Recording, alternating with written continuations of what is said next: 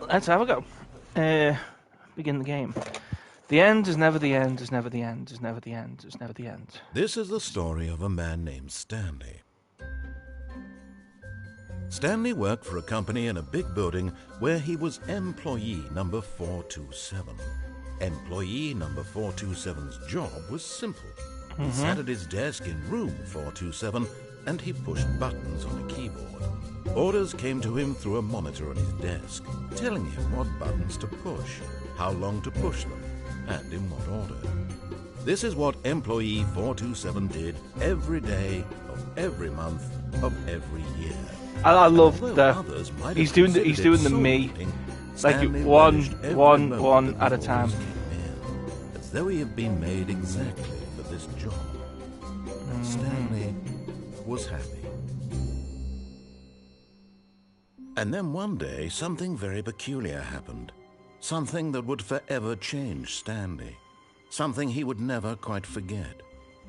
He had been at his desk for nearly an hour when he realized that not one single order had arrived on the monitor for him to follow.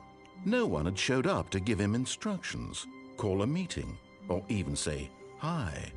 Never in all his years at the company had this happened, this complete isolation. Something was very clearly wrong. Shocked, frozen solid, Stanley found himself unable to move for the longest time. But as he came to his wits and regained his senses, he got up from his desk and stepped out of his office. And now I'm in control.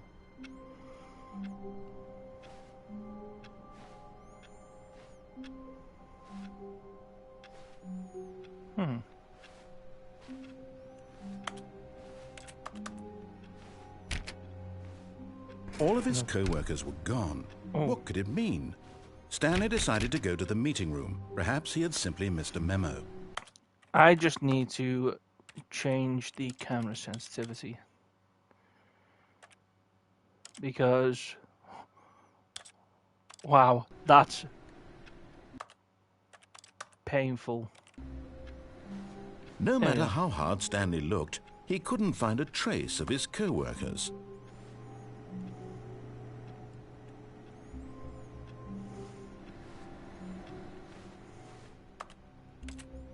Stanley went around touching every little thing in the office, but it didn't make a single difference, nor did it advance the story in any way. Did you catch that?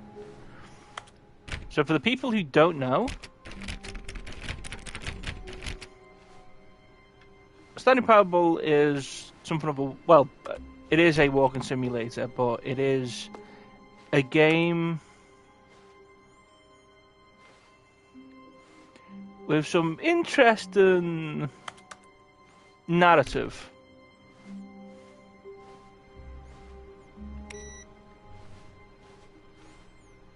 Wait. Oh, so that's just a different room, okay.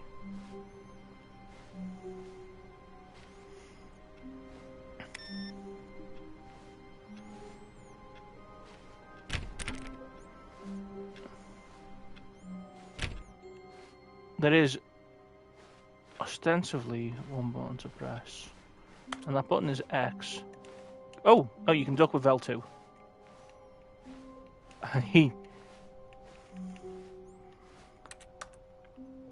This is this game's version of bunny hopping.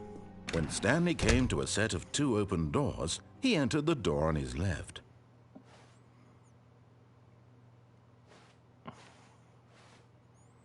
Oh, that white void again. Huh. So here's a big... Well, do we treat it as a big choice? Do we fulfill a narrative? Do we go off the beaten path? You know what? I know what this game's about. I have played here before. Let's do everything he says.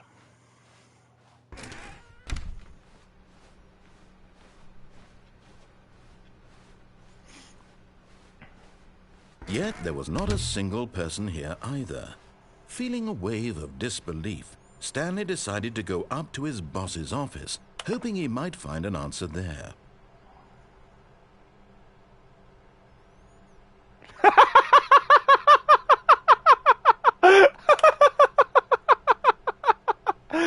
Using slides to ensure employees that everything is okay. Making sure it's like blue graphic in the header and throw some.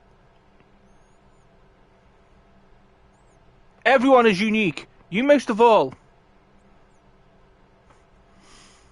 This game's got a sick sense of humour, and I love it. Slides, charts, charts and slides. Number of slides on the slides. Charts, slides, charts and slides. Which charts on the same slides depict the same information. Rate of increase in the graph per slide. Please note.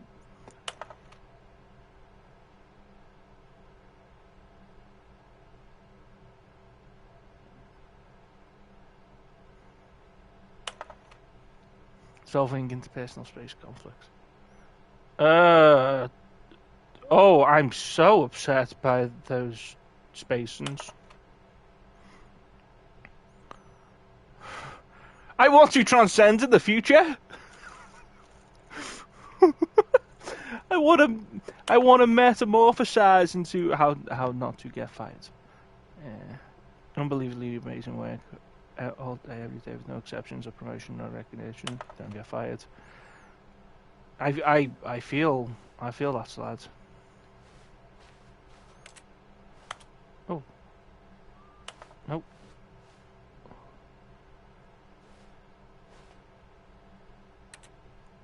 TPS report.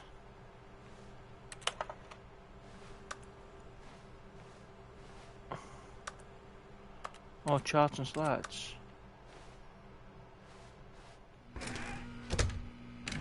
Oh! Yep. Stanley stepped into the broom closet, but there was nothing here, so he turned around and got back on track. Doing everything he says. Coming to a staircase, Stanley walked upstairs to his boss's office. Doing everything he says.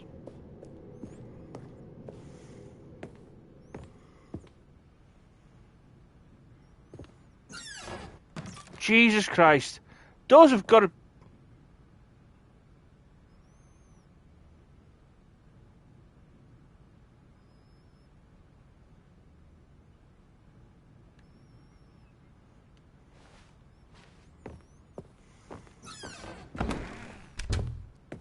Yep.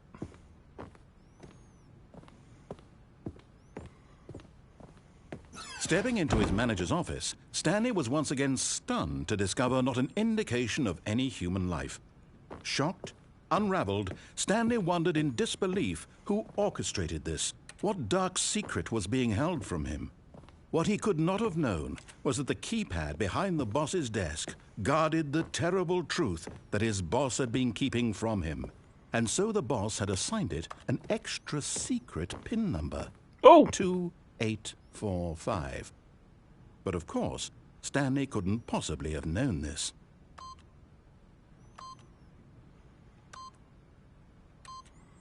Yet incredibly, by simply pushing random buttons on the keypad, Stanley happened to input the correct code by sheer luck. Amazing. He stepped into the newly opened passageway. Oh. God, it's dark. Can someone turn the light on?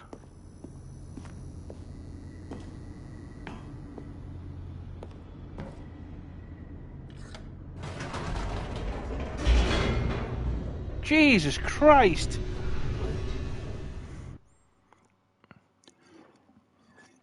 Descending deeper into the building, Stanley realized he felt a bit peculiar. It was a stirring of emotion in his chest, as though he felt more free to think for himself, to question the nature of his job. Why did he feel this now, when for years it had never occurred to him? This question would not go unanswered for long.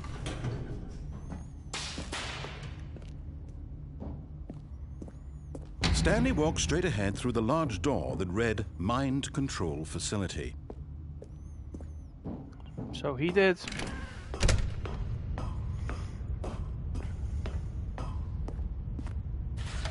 The lights rose on an enormous room packed with television screens. What horrible secret did this place hold? Stanley thought to himself. Did he have the strength to find out?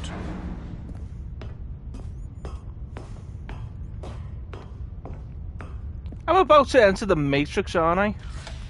Now the monitors jumped to life, their true nature revealed. Each bore the number of an employee in the building, Stanley's co-workers.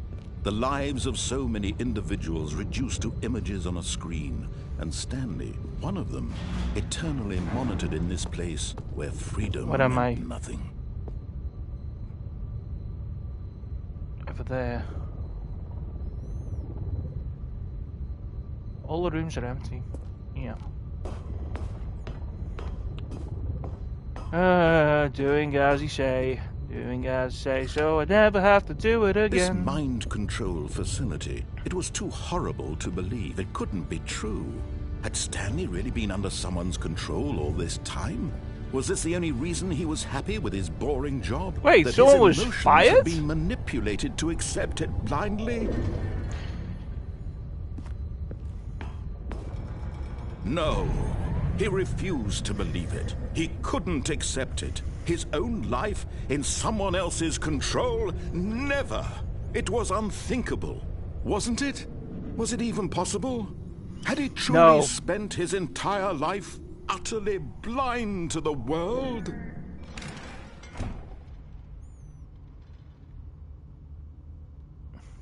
But here was the proof. The heart of the operation.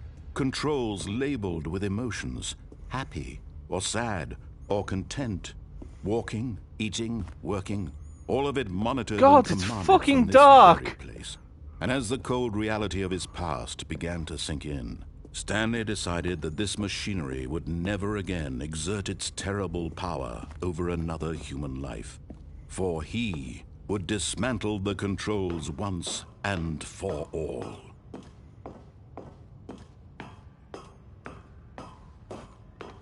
It's quite nice that you have the system power labeled system power. And that is a Stanley Panel. The engine... Blackness and a rising chill of uncertainty. Was it over? Yes. He had won. He had defeated the machine, unshackled himself from someone else's command. Freedom was mere moments away. And yet, even as the immense door slowly opened, Stanley reflected on how many puzzles still lay unsolved. Where had his co-workers gone? How had he been freed from the machine's grasp? What other mysteries did this strange building hold? But as sunlight streamed into the chamber, he realized none of this mattered to him. For it was not knowledge or even power that he had been seeking, but happiness. Those stairs Perhaps freaked his me the goal fuck had not out been there. to understand. I legit thought I had fallen then. No longer would anyone tell him where to go, what to do, or how to feel. Whatever life he lives, it will be his. And that was all he needed to know. It was perhaps the only thing worth knowing. Stanley stepped through the open door.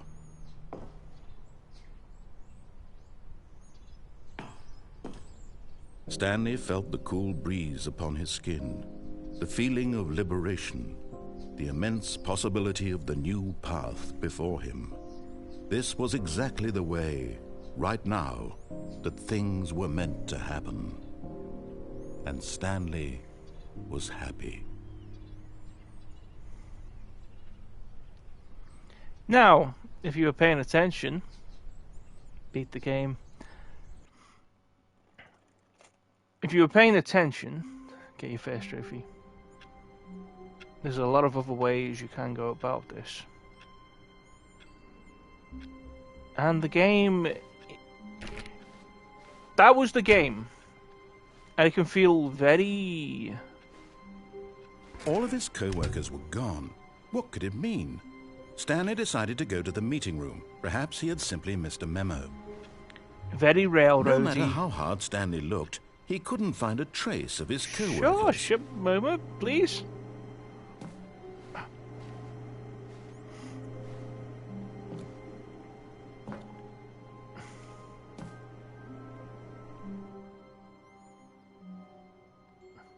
At first, Stanley assumed he'd broken the map until he heard this narration and realized it was part of the game's design all along. He then praised the game for its insightful and witty commentary into the nature of video game structure. You motherfucker, I was and just its about to. examination of structural narrative tropes. So, now that you're Why here, is this what do you room think? is so... Isn't this a fun and unique place to be? It's Why a bit don't small. we take a minute just to drink it all in? It's very small. Okay, I'm over it now. What do Cool, you think? Are you sick same. of this gag yet? Yeah, a little bit. Yeah. Yes. Well, I don't know how to say this politely, but you could literally just restart the game any old time you want. Like I'm on right stream though, now. so I can't. You I could have done it can't. just then. Now would also be an appropriate time to quit. Any of I'm these on points and so stream many through more, the all PlayStation of them 5. are That means appropriate. I I'm know enjoying what seems to be an internal conflict going on. Where it's you an are external literally unable conflict. to act on your own I desires to restart the game. I would So, like to just restart the push game. The envelope. I'm going to try and Please. make this as miserable as possible. Why? And see how long you can maintain. Mate, I'm streaming on PS5. I cannot restart the game. There once was a man named Stanley, who people considered so manly. But the truth must be told, he was not very old and was quite particularly gangly. What Stanley liked most was buttons. He pushed them like some kind of glutton. I am a glutton. He did it all day in a meaningful way, but his brain had long ceased to function. That might also be Which is true. why he is in this parable and lives an existence quite terrible. And if you are not strong and keep playing along, you too will become quite unbearable. Mate, can you open You the too space up a little bit? will become quite unbearable. You are quite unbearable. So yeah, the game plays with its tropes, and I did the game properly first time just to show it off, so I don't really have to show it off again. It's an obligation to the game, I guess. But now we can just explore things. I've just looked over at the time, 20 minutes, less than 20 minutes to beat the full game. But, well, not the full game, but the game as intended. With some meta-narrative over the gaming space. That is kind of witty and really funny. And, oh, you are going to enjoy the narrator. If you've never seen this game before, then you are in for a treat. I'm quite glad I have the camera, because, yeah. I want to fight this. I want to wait as long as I can. I can't jump, can I? Oh, it's just the L buttons. L1 and L2 does duck.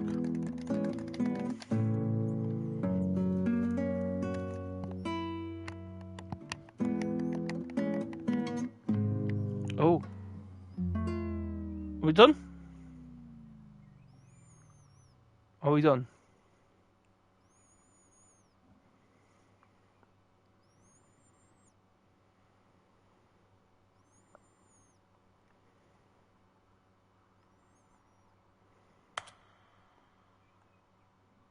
Wow, the echo on that click.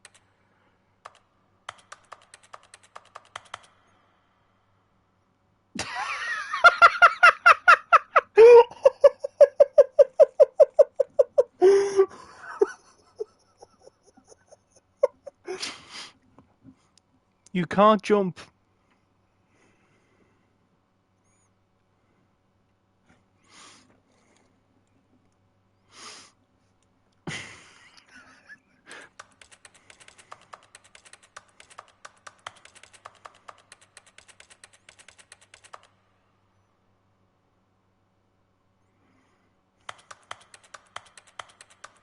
Is this just a block or... So that's a block. What about this?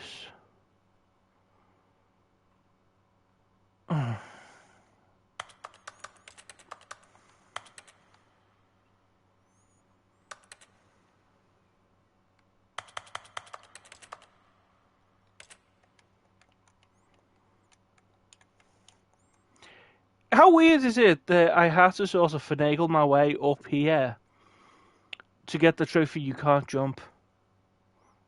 Because it's difficult to get up here. Because you can't jump. You know?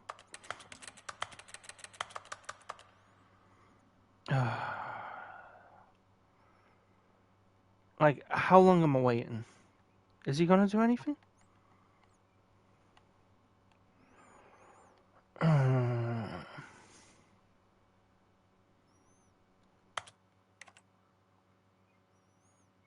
I hate that I did that. Really hate that I did that.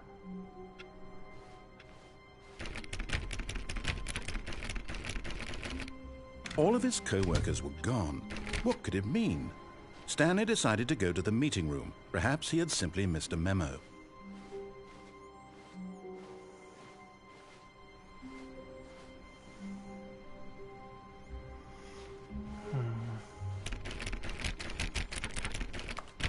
Stanley went around touching every little thing in the office, but it didn't make a single difference, nor did it advance the story in any way.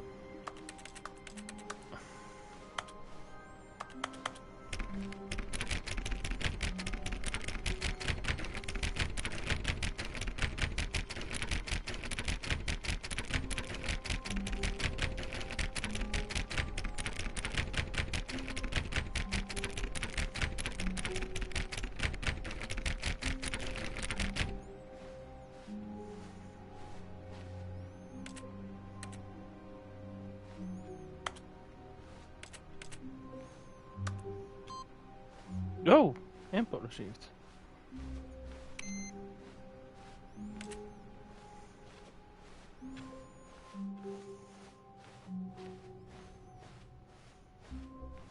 When Stanley came to a set of 2 open doors, he entered the door on his left. The door on the right? Oh. This was not the correct way to the meeting room, and Stanley knew it perfectly well. Perhaps he wanted to stop by the employee lounge first, just to admire it.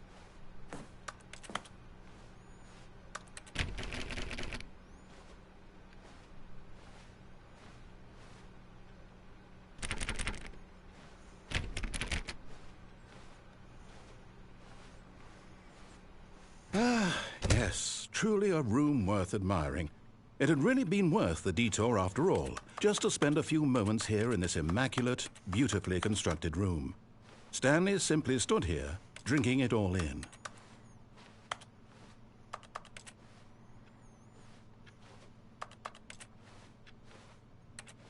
Yes, really, really worth it being here in the room. A room so utterly captivating that even though all your co-workers have mysteriously vanished, here you sit looking at these chairs and some paintings. Really worth it. But eager to get back to business, Stanley took the first open door on his left. That door looks closed. Stanley was so bad at following directions, it's incredible he wasn't far to go. Fucker. Can't get up there.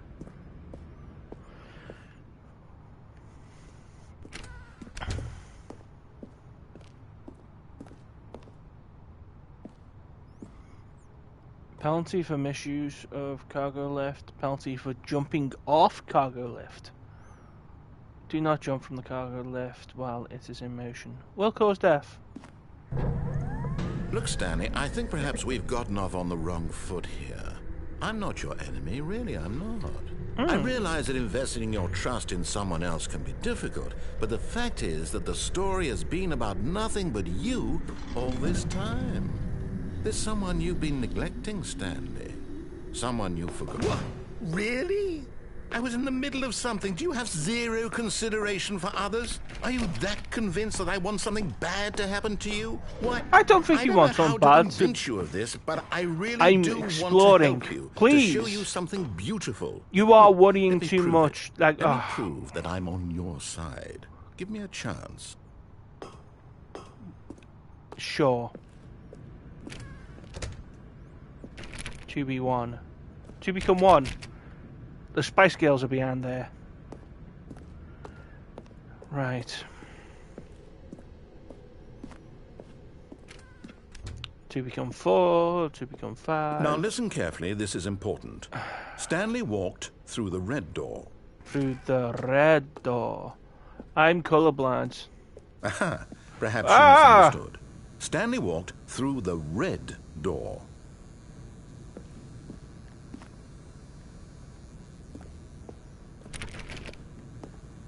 Let's check the white one. Through the red door. I still don't think we're communicating properly. Stanley walked through the red door. Red door. The red door. The red door. The royal blue door. All right, fine. Go ahead, Stanley. Thank you. You want to know so badly what's out there? You Please. want to find out what lies That at would the be end of great. this road you've chosen? Well, don't let me stop you. There's nothing here. I haven't even finished building this section of the map because you were never supposed to be here in the first place. Then you were never rooms, building exposed it. Developer textures. Is this what you had wanted? Was That'd it be worth quite nice. ruining the entire story I had written out specifically for you? Hmm. Do not think I put a lot of time into that, because I did. And in the end, it was all for nothing, because this is what you wanted to see. Help me here, Stanley. Help elucidate these strange and unknowable desires of yours. What would have made this game better? What did you want to see? Vehicles? Skill trees? Work with me. You've given me absolutely nothing so far. Tell you what, let me take a stab in the dark at a new design, and you can give me some feedback. Please, by all There means. we go. Whoa! A third option. This already Ooh. feels leaps ahead of where we were before. Go ahead, Ooh. Stanley. Take it for a spin. Sure. Okay, I'm going to stop you there. Now, tell me about your experience with this new version. Would you say that the game benefited from allowing you more choices? Feel free to be honest. I'm looking for some real critical feedback here. Well, I mean, it's not the more choices that I need, but the feeling that those choices allowed me to have like a freedom. You know. So. Oh, of course. A 3. Really? Yeah. Maybe Yeah. next time we can get you to form an actual opinion, you know? Any level of critical No, 'cause thinking or engagement with your you didn't- surroundings? Does that sound good? You Think we can do tried, that? but you Yes? didn't have it in a focused Wonderful. enough way. You didn't allow Here, me. based on You the gave data me from your the fair previous choice and playthrough, went, I've here's compiled a your new choice. version. So I didn't And to be really have perfectly another choice candid, because the I other think two I've choices knocked it out of the were park with this continuing one. on. Let's take a You look. tried. 3 years you tried.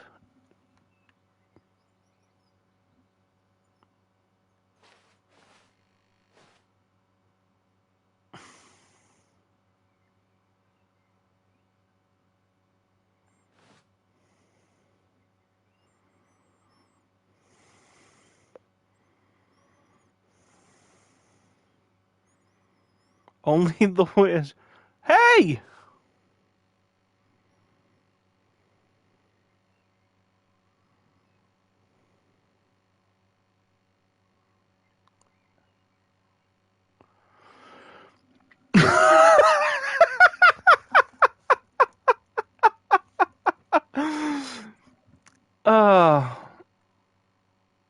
A dead rat is objectively ranked better than you. Objectively.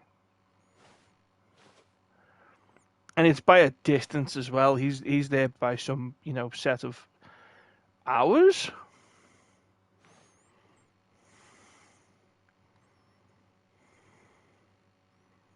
Good old Neil, Skid, Nico Nacho, Vola. Oh, I wish I could have read some more of those names, but that's... Mussolini! Oh, God.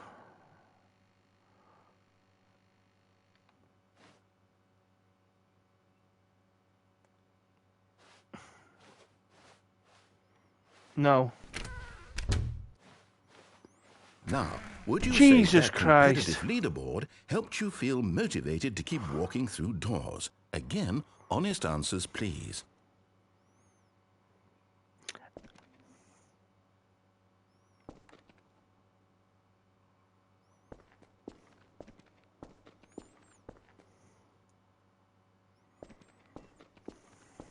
Hey, I nearly forgot. I've got a prototype of a new game I've been working on, and now would be a lovely opportunity to give it some playtesting. Go for You it. wouldn't mind taking a look at it, would you? Sure, Perfect. by all Let me means. boot it up.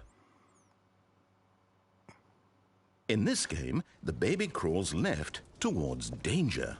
You click the button to move him back to the right, and if he reaches the fire, you fail. It's a very meaningful game, all about the desperation and tedium of endlessly confronting the demands of family life. I think the art world will really take notice. But of course, the message of the game only becomes clear once you've been playing it for about 4 hours. So why don't you give it 4 hours of play to make sure it's effective? Be sure to keep notes on your experience. 4 hours of play. Wow, that's annoying as fuck.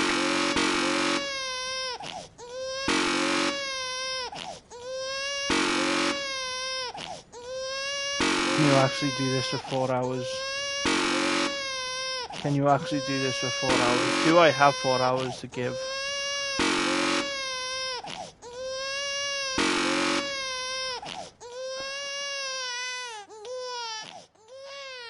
You heartless bastard.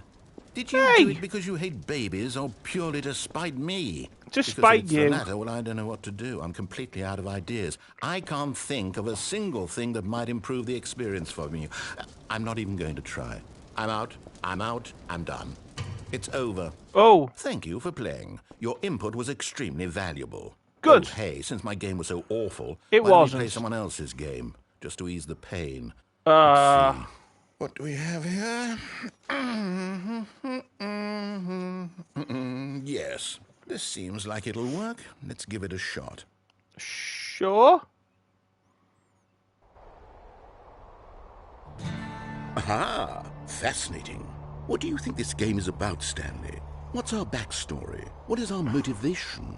Well, it seems obvious to me that you are meant to play as a creepy man spying on innocent civilians below you from up high in your creep tower, perhaps for some sort of twisted erotic purpose. No, this Yes, has got a that name. must be it. What a fascinating venture into the experience of total mental depravity. So far, I love everything about this game, Stanley. And it seems there's even more. Come, let's venture outward and see what else is out there. This is fire something. Did someone just shoot?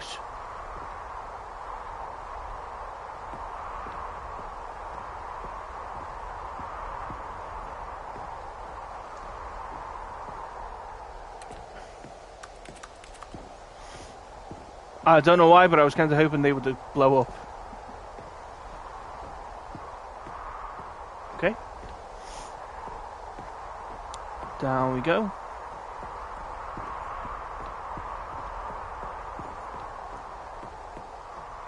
Oh no. No, it can't be. What? There are two roads.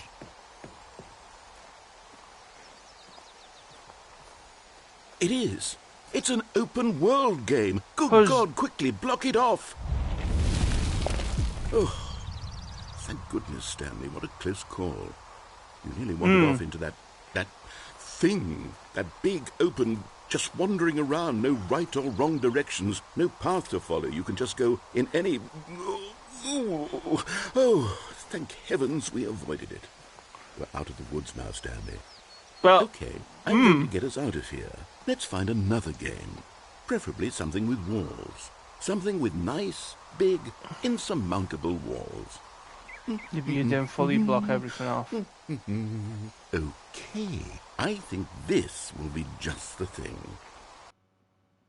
I was just about to squeeze through that. Wonderful. See, this is exactly what I had in mind. Just a nice big box for you to run around in. There isn't any possibility that you could get lost here. Now this is game design. Stanley, if you manage to get lost in this game, I will be phenomenally impressed. Can which team am I on? Okay, so what exactly do we do here? Let's see. There are lots of cars here in the back, but obviously there's no racetrack. Okay, I'm seeing that there's a ball of some kind back here. Is this game sports ball? Stanley, I think it's sports ball. Oh, what fun. We shall run the bases and do a touchdown together. Yes, I think surely we must. Okay, Stanley, here's the ball. Have fun.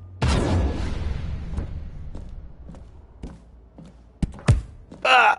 Oh, I can't jump. Let's go. Although I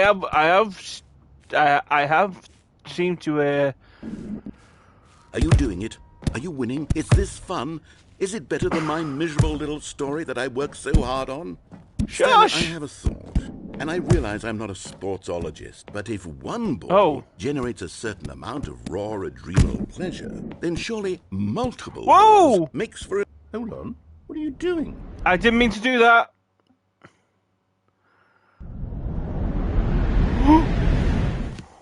Stanley, don't do that. I can't follow you there. I can't help you. How will you write a story without me? You can't do it. You know that. Stanley, come back. Oh, shit.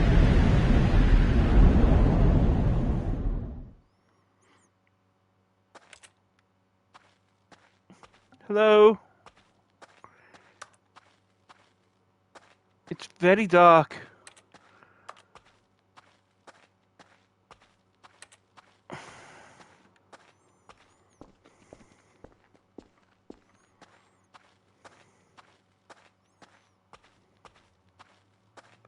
Yes, light. Oh,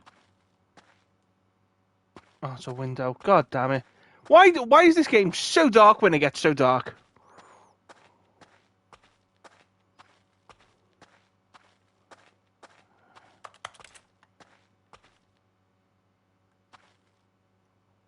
Okay.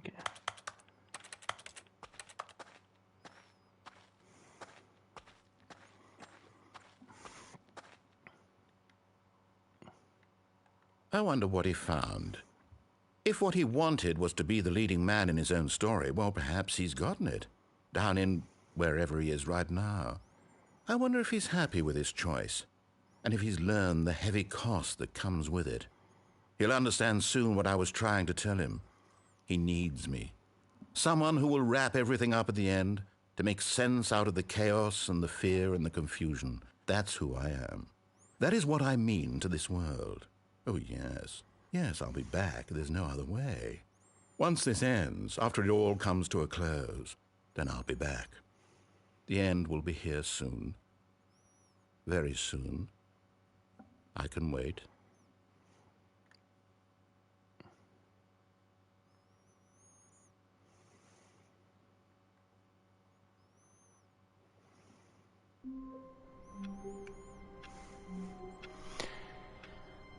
So yeah. Oh, that got dark.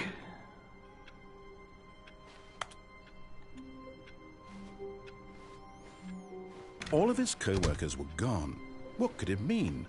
Stanley decided to go to the meeting room. Perhaps he had simply missed a memo. Pardon me.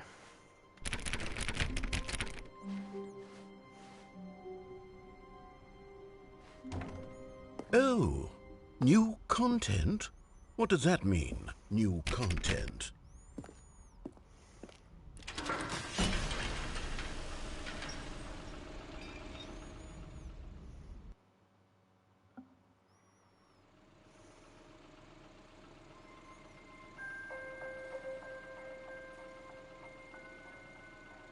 Hello, and thank you for playing the Stanley Parable Ultra Deluxe.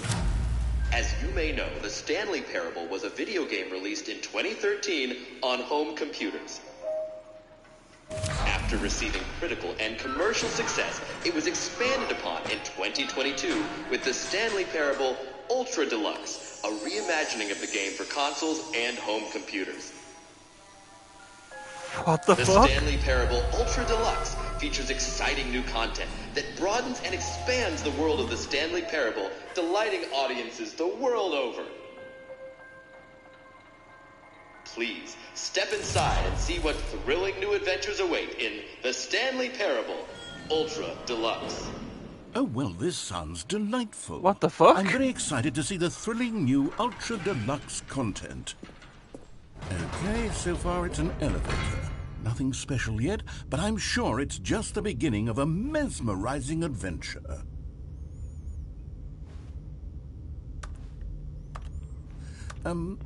Is it broken? What's going on here? Should we be moving somewhere? Oh, there we go. Jesus Christ. All right, finally, at long last, it's on to the new content. I've never been more ready. Let's do it. Go on, let's do it. Let's do it.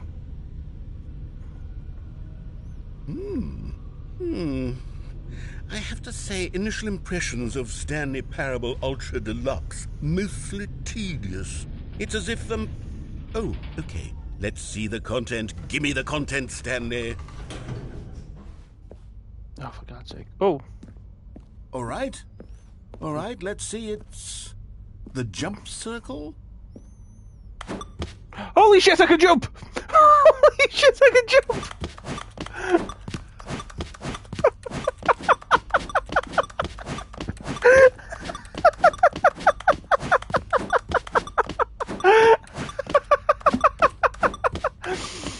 Oh my god! Oh, that's so stupid.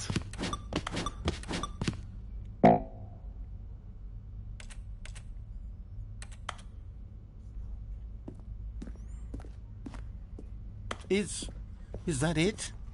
Surely that's not all the new content. There has to be something else, right? Goodness. Another elevator. Stanley, I have to say, initial impressions of this game are not positive. It's just elevators and jumping. Is this what passes for exciting new content? If this is new content, then I could just read you the whole dictionary. There's 20 hours of new content right there. Hell, I could counter 30 trillion. You could put that on the box. The Stanley Parable Ultra Deluxe, now with over 1,000 hours of new content. And oh, wait. There's more. Very good. Yes. I knew there had to be something else. Let's see it. I'm ready for whatever it is. Oh, mate, That's it? Oh, you've got to be kidding me. You see, Stanley? This is what happens when greedy video game developers with no respect for their fan base rush a cheap expansion to market for no reason other than to make an easy dollar. And don't get me started on the level of craftsmanship that's gone into it. In fact, I'm looking right now at the game's trophies, and it's hard to believe one of them actually says, "Test trophy, please ignore." What quality assurance department signed off on this? please give me that trophy. I'm infuriated and I'm offended, and I intend to find these people on Twitter and hold them personally accountable. It's my fault, Stanley. I built up too much anticipation around the new content, I'm afraid. It could never have lived up to such expectations. If you're still with me, why don't we just reset the game, and we'll try to get back to what the Stanley Parable is really about. No frills, no gimmicks. Just you and me having a great time together like always. What do you say, friend?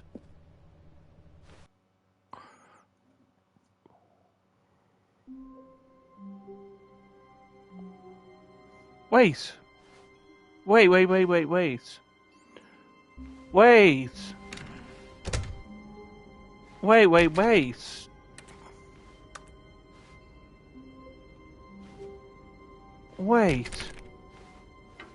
Psst.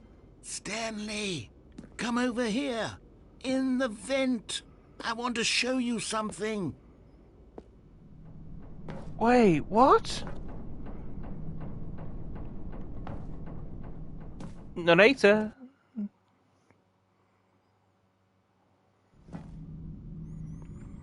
Okay, you remember Oh. how cheap and unsatisfying the new Ultra Deluxe content turned out to be? Well, it got Yeah. me thinking about the past and how much Oh. better the Stanley Parable used to be. Right. So I made something special and tucked it away here where the game's developers won't find it. Just our little secret. Take a look. That's right. What the fuck?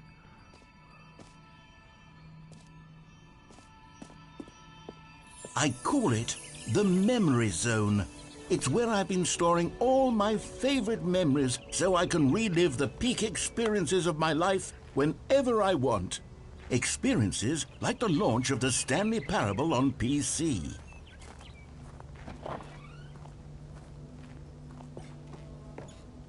You see, Stanley, doesn't the Memory Zone remind you of how wonderful Stanley Parable was before it was sullied with a cheap PlayStation port? Remember back in October of 2013, when the game originally launched? Back then, video games had integrity. Back then, it all meant something. Is that the Steam page? Waste. Zone, sweet zone.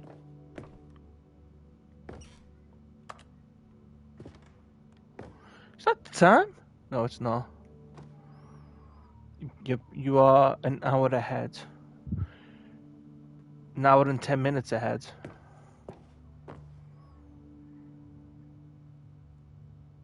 Buy unpressurized gas. Steam. Oh, who uses Firefox?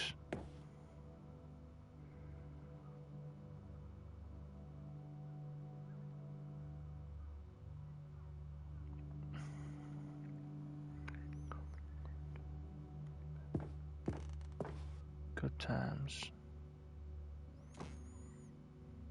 Let's begin again. Huh.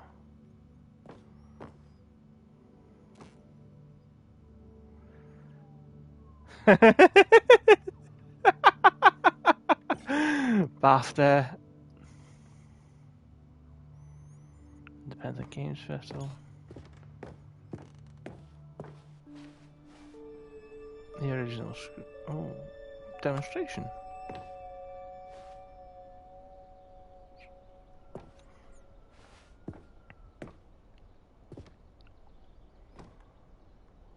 Alpha test.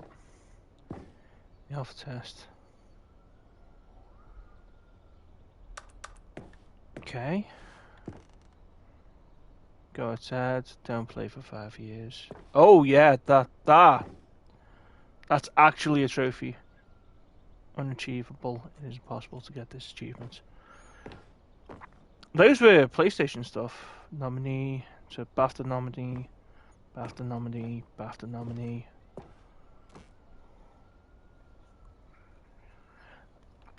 I won't talk too much about that, just in case. Stanley Parable deals tough choices. New video game releasing today. Creators surprisingly down to earth.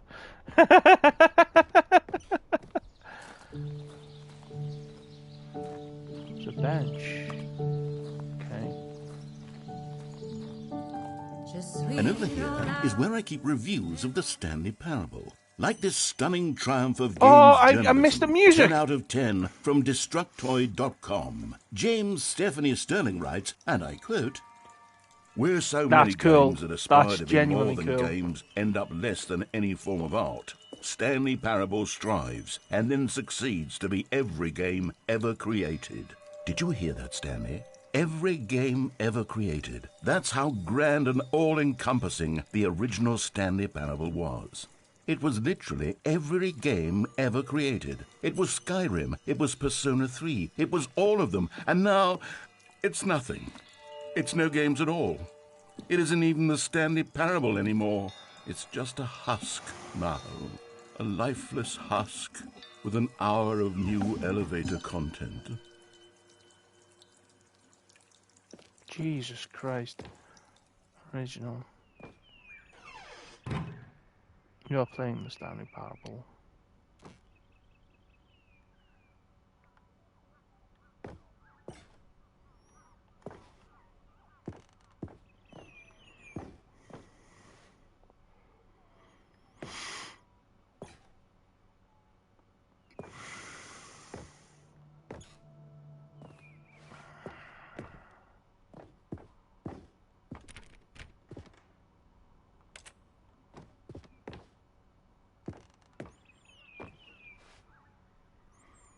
This is very new. Mate, I wish you were here like 15 minutes ago, 30 minutes ago. I have just had my Here's shit another rocked. moving passage, this time from GameSpot.com. The Stanley Parable is both a richly stimulating commentary on the nature of choice in games and one that offers some of the most enjoyable, surprising, and rewarding choices I've ever been confronted with in a game. 9 out of 10. Don't you get it, Stanley? The game was perfect. It didn't need anything else. It didn't need new Jesus content. Christ. All they had to do was transport it in pristine condition along to the PlayStation. Boom, done. And they couldn't even do that. Couldn't resist the urge to go meddling with a beloved franchise. A serious room. I remember the serious room. Yeah. Oh, I've been here a lot longer. How do you think my brain feels? Oh, my brain hurts. Right, so I can't get past. Whoa! Hi. These were simpler times, Stanley. But I wouldn't give to go back to have it all over again. Wait, hang on. I don't recall this part of the memory zone before. What's this? What's down here?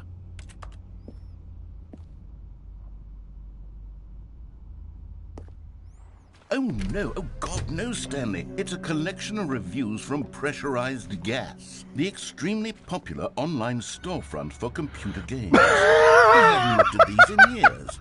I can't even imagine what's being collected down here. Surely these reviews were glowing as well, weren't they?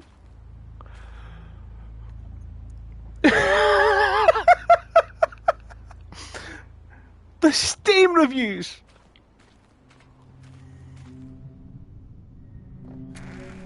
Honestly, I could not be bothered to play this game to full completion. The narrator is obnoxious and unfunny, with his humor and dialogue proving to be more irritating than entertaining. Unfunny! I'm not trying to be funny. Oh, shit! I'm trying to make a serious I work wanted of to... art. I suppose I could write up a handful of gags to insert into the Stanley Parable, but the game is already such Please. a densely layered web of profound Allow me to speak. philosophical insights that I can't even imagine where I'd have the room to stick them. I would have liked to have read the entire thing. Cheers, narrator.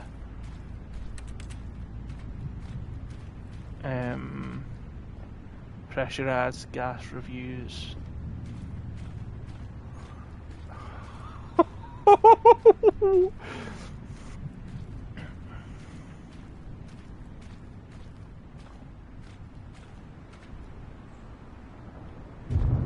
Oh.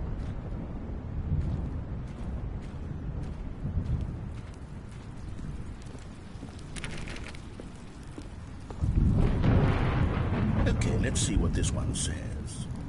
While the idea for the game is good, for someone who prefers non-linear games, this preachiness gets annoying fast. Preachy? Stanley? I'm not preachy, am I? You can You're tell a me bit if loud. I'm preachy. Honestly, you can. Oh, goodness. Not so This is much actually quite preachy shocking as, for me. like... I always, well, to be honest, I had always thought of the game's dialogue as being rather terse to begin with. You can't know how much fluff I cut from the game to get it to feel as light and airy as it... Well, I always thought it did. But maybe it wasn't. Oh, dear. What an awful memory to have to hold on to. These black marks on my otherwise unimpeachable track record. I feel No one's like a recommending it. failure. Why? Like I let these people down. Ah, you Perhaps can't the let Stanley everyone up. Parable isn't quite as sterling as I always remembered. It was very good. It definitely very good when I first played it. And I'm enjoying this. This is, like, really, really unique. What's this one got to say? You constantly have to stop doing anything so the narrator can catch up with his long-winded explanations of what's happening. I wish there was a skip button. A skip button? Well, yes. Yes, I think we can do that. If I'm truly too preachy, then maybe letting you skip ahead for just a moment, surely it couldn't hurt. Not if it means we can strike these negative reviews from the record. Only positive reviews of the Stanley Parable. That's my motto today, and it's always been my motto. I'd do anything for the customer, Stanley. Yes, a skip button we shall have.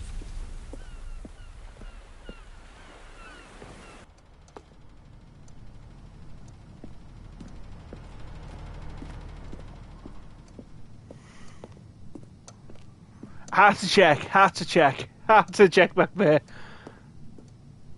Okay.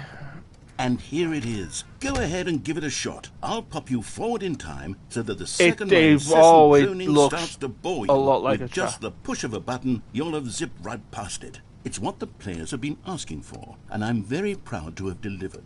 No more listening to me rambling on and on and on. No. By all means, continue to ramble. I'm curious. It's a game for the people, and if the people want silence, then by goodness, that's what they're going to get. Well, don't sit around waiting for me to shut up. Go ahead and make me shut up. Here, we'll pretend that I've just begun an interminable monologue, and it goes something like this. The story, and the choices, or what have you, and therefore, by becoming it is, so on and so forth, until inevitably, we all until the end of time, at which time everything all at once, so, now you see... I'm feeling the want to hit this button in my spine. We've eaten too much and it can't be just yet, no, until 245. But the logic of elimination working backwards, the deduction therefore becomes impossible to manufacture. It went on for nearly 10... Okay. Ah! Hi! Oh, you're back, you see. You were only frozen in time for a few minutes, but it was plenty of time for me to deliver a long, rambling monologue full of unnecessary verbal flourishes and lengthy ruminations on the nature of choice in video games. Of course, I happen to believe it was perhaps one of my more profound such ruminations. Not that, of course, you need a description of it. I bet you any money was went on for a few minutes. I'd say it was perhaps less of a rumination and more of a treatise. Or maybe a manifesto. Okay.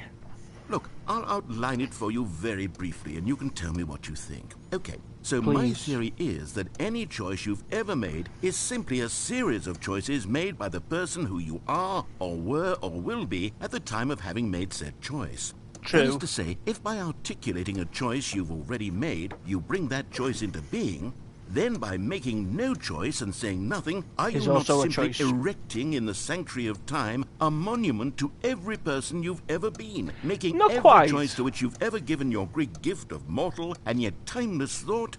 Or rather, do all of the choices you've ever made, in fact, make you more not this kind of person, and in fact do the very opposite?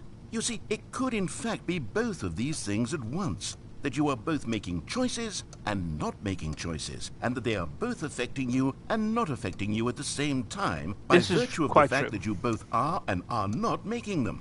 But the action of not making the choice is a choice within itself. Now I'm going to circle around and slap the treatise label on this one. I think it has much more of a treatise vibe to it. But wouldn't you say that manifesto just has a much grander sort of tone? It has a mouthful. Well, it's more British. It's rich with ambition and history. Ambitious history, if you will. See, now you've gotten me going back to manifesto. Heavens, at this rate, we're going to be here all day. Okay, look, I have a method for exactly this sort of situation. And I do find myself in this situation frequently. I'm going to say each word back and forth in repeated succession until I become sick of one or the other, in which case the word I am not sick of shall be the victor. It is an unimpeachable strategy, Stanley. It's rescued me from disaster in countless situations. All right, okay. Here we go. Go for it. Treatise, manifesto. Treatise, manifesto. Treatise, manifesto. Treatise, manifesto. Treatise, manifesto. Treatise, manifesto. Treatise, manifesto. Treatise, manifesto. Treatise, manifesto. Treatise, manifesto. Treatise, manifesto. Treatise, manifesto. Treatise, manifesto. Treatise, manifesto. Oh no. Treatise, manifesto. Treatise, manifesto. Treatise, manifesto. Treatise, manifesto. Treatise, manifesto. Treatise, manifesto. Treatise, manifesto. Treatise, manifesto. Treatise, manifesto. Treatise, manifesto. Treatise, manifesto. Treatise. Manifesto. Treatise. Manifesto. Treatise. Manifesto.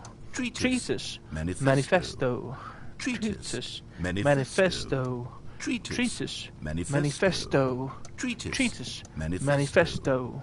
Treatise. Manifesto. Treatise. Manifesto. We're going round in circles here, mate. Manifesto. Treatise. Manifesto. Please, please, please. If I hit this skip button, please, please, please have him repeating this. Manifesto. Treatise. Manifesto. That'd be amazing. Treatise. That's the joke I want. Manifesto. Treatise. Manifesto. Well, there, sport. God you really damn did it! catch me rambling on a bit, didn't you? But A little that's the bit. power of the button. The minute I Button. start to go off on a thoughtless display of self-absorption, it's right at your fingertips to go poof, and it's all over. I can't wait to see what Cookie 9 will say about this, and whether they'll edit the rating of their pressurized gas review, or at least change some of the wording, perhaps. But To be this honest, is not on I pressurized don't know if gas, one can is change it? their review in the first place. I guess I should become better educated on how exactly pressurized gas works. Perhaps that would have been a smart thing to check on before I went on about this whole exercise of making the skip button. Although I have to imagine that after seeing this exciting new technology at work, surely whoever it is who runs pressurized gas will instantly run out and implement a new feature to make it possible to edit one's review merely because of this very situation. Yes, I think that's quite likely. I Or never perhaps like they'll an simply edit grant this button in that sort of particular thing. user the ability to change their review so that the feature is not widely abused. Look, I would even be okay with pressurized gas altering this particular review so that it reads as something more benefit. From the ashes of depravity rises the phoenix Whoa. of quality. How else to describe the Stanley Parable Ultra Deluxe? Such a revolutionary step forward in the lineage of one of the most beloved video game properties of all time. The additions and changes made to this expansion will surely resonate in the annals of the history of all media ever made. It is perhaps true to say that no mistakes are forever etched in stone, for the stone into which the Stanley Parable was carved has itself been transmuted, offering a message of hope to those who have ever erred in their judgment. You are not beyond redemption. You may change, and you may become more, so much more than you were before. If there is any message to be taken from the Stanley Parable Ultra Deluxe, it is this. What a fortune, a privilege, a joy it is to have had such an experience. It leaves me hopeful that as a community, as a world, there is time for us to become our greatest selves, as great as we ever could dream of in our wildest, most ambitious visions I know. for a brighter future. Wow. Well, Now, I have. Stanley, that's a review. Oh, you got a review. It's perfect. It's the perfect review. Go on. It's the review I've always dreamed of receiving. And this area is the place of I your have to read it dreams. again. It's Can- simply too wonderful. I have to experience Can the laptop this please just wake up? one more time. I need to do something about that From sleep. the ashes of depravity rises the phoenix of quality. How else to describe the Stanley He's saying it Parable again. Ultra He's saying it Deluxe? again. Such a revolutionary reviewing step himself forward again. in the lineage of one of the most beloved video game properties of all time. The additions and changes made to this expansion will surely resonate in the annals of the history of all media ever made. It is perhaps true to say that no mistakes are forever etched in stone, for the stone into which the Stanley Parable was carved has itself been transmuted, offering a message of hope to those who have ever erred in their judgment. You are not beyond redemption. You may change, and you may become more, so much more than you were before. If there is any message to be taken from the Stanley Parable Ultra Deluxe, it is this. What a fortune, a privilege, a joy it is to have had such an experience. It leaves me hopeful that as a community, as a world, there is time for us to become our greatest selves, as great as we ever could dream of in our wildest, most ambitious visions for a brighter future. Wow. Now, Stanley, that's a review. Written by it's James perfect. Stephanie Sterling. It's the perfect review. It's the review I've Oh, always to repeat, dreamed of he's... receiving. Oh, I he's going to start have over. to read it again. Of course it's you simply do. too wonderful.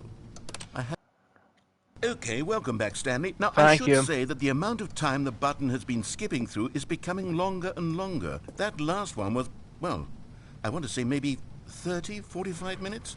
You removed the door in 30 or 45 minutes. Well, there's really only so much I can ramble on to myself about. I know, it's shocking, isn't it? But at any All rate, hail. I do suggest that we not press the button again.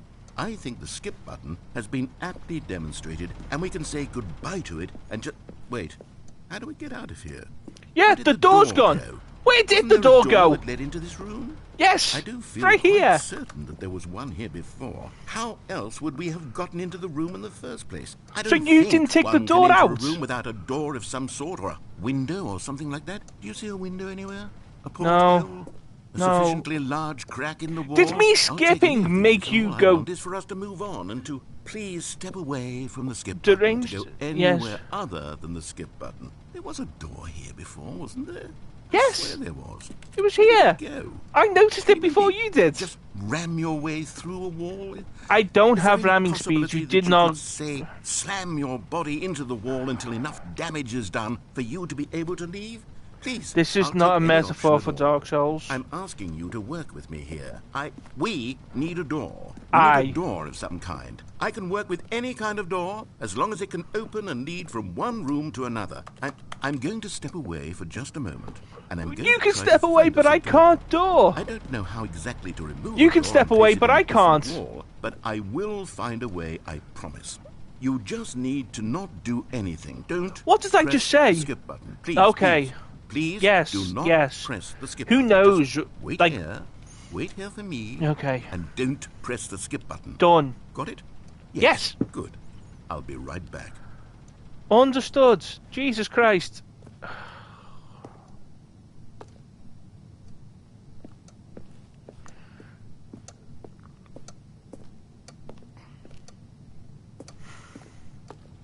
Um.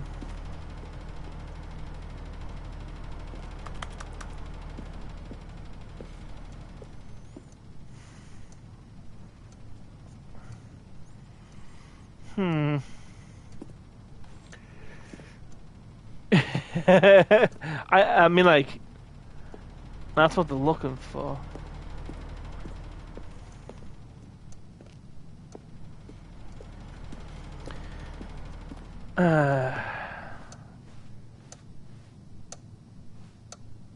Oh, so that is it. I thought the clock was a texture. My bad.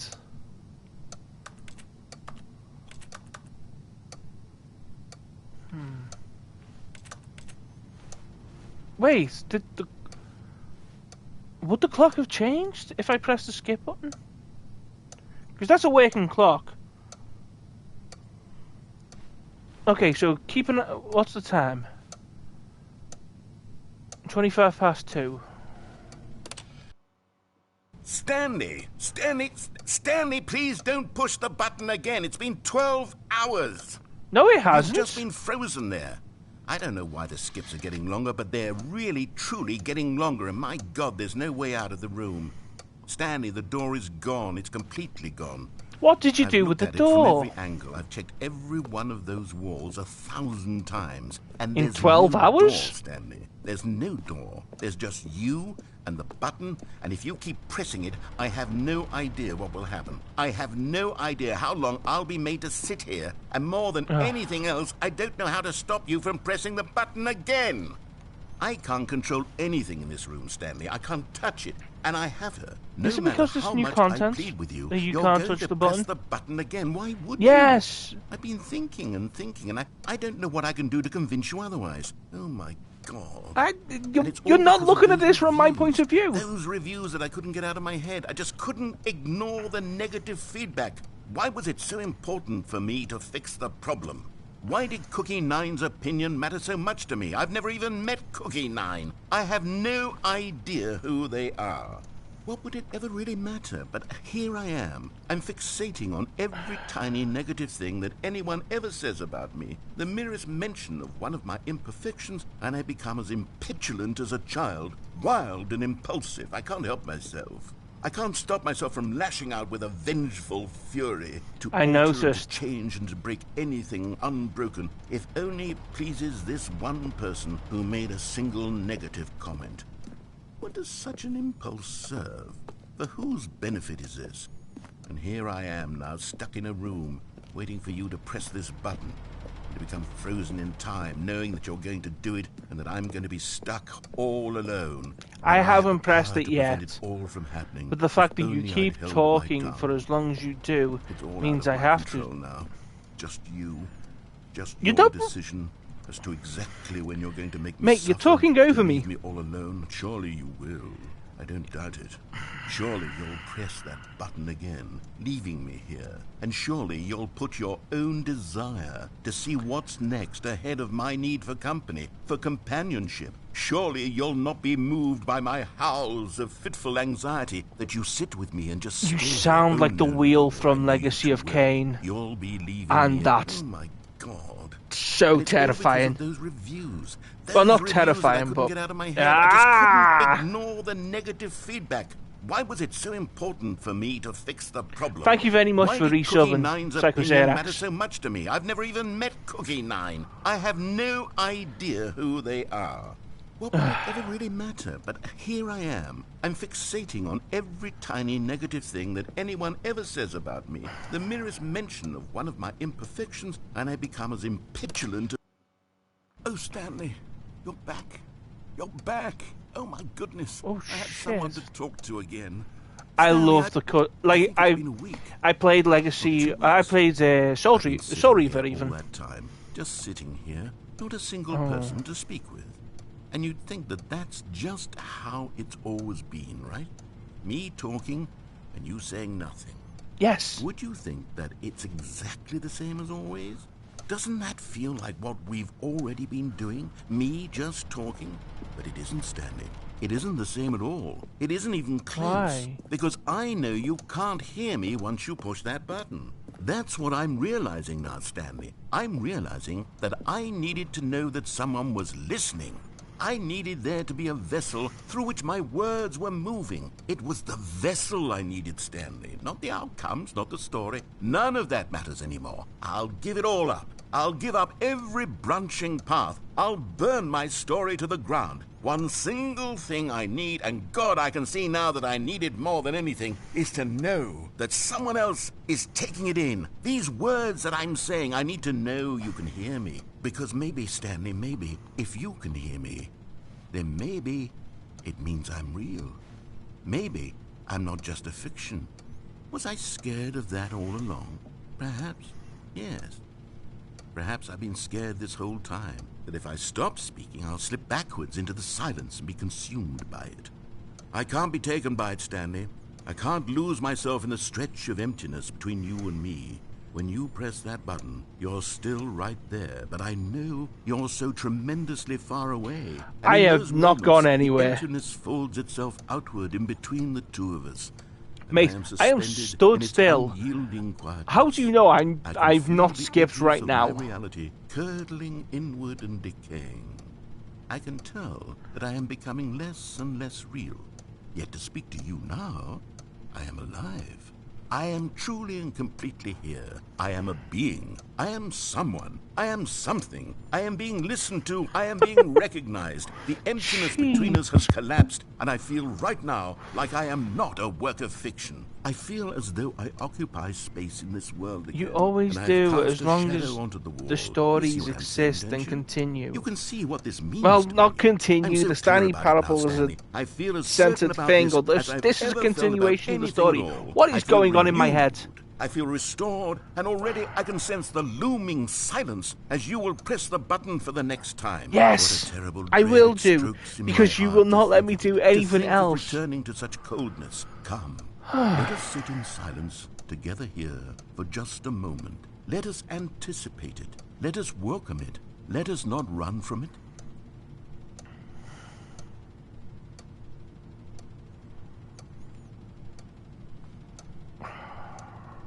Well, it's going to be pitch black next time I press it.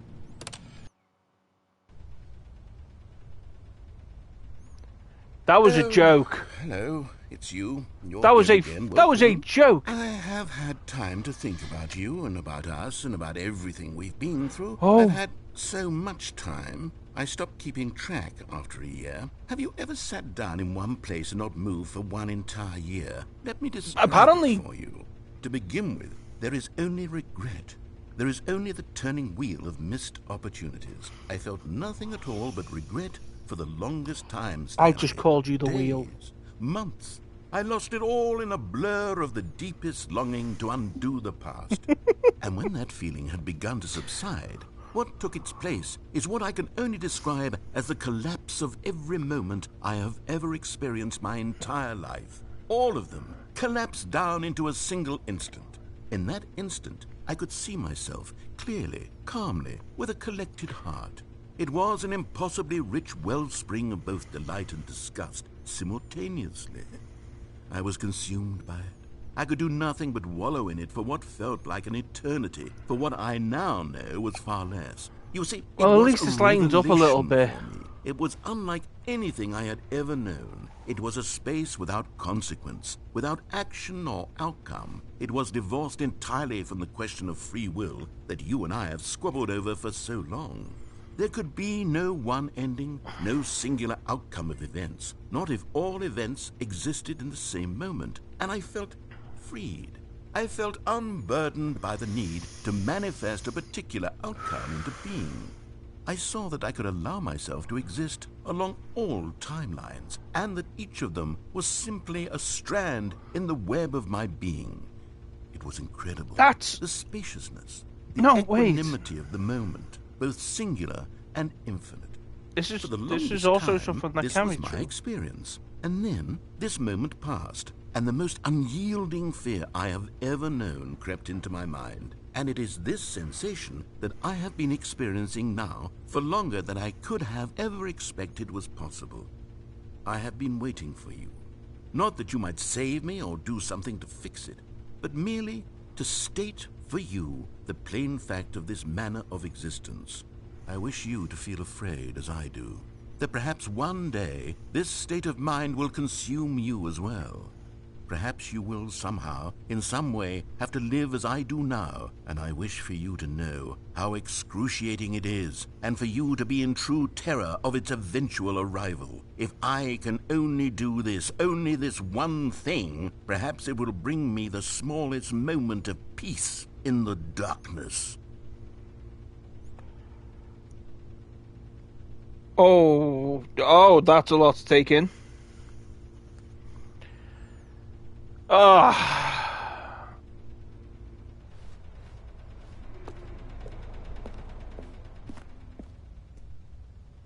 Okay. Don't like the dark, I'm not gonna lie. This is bright.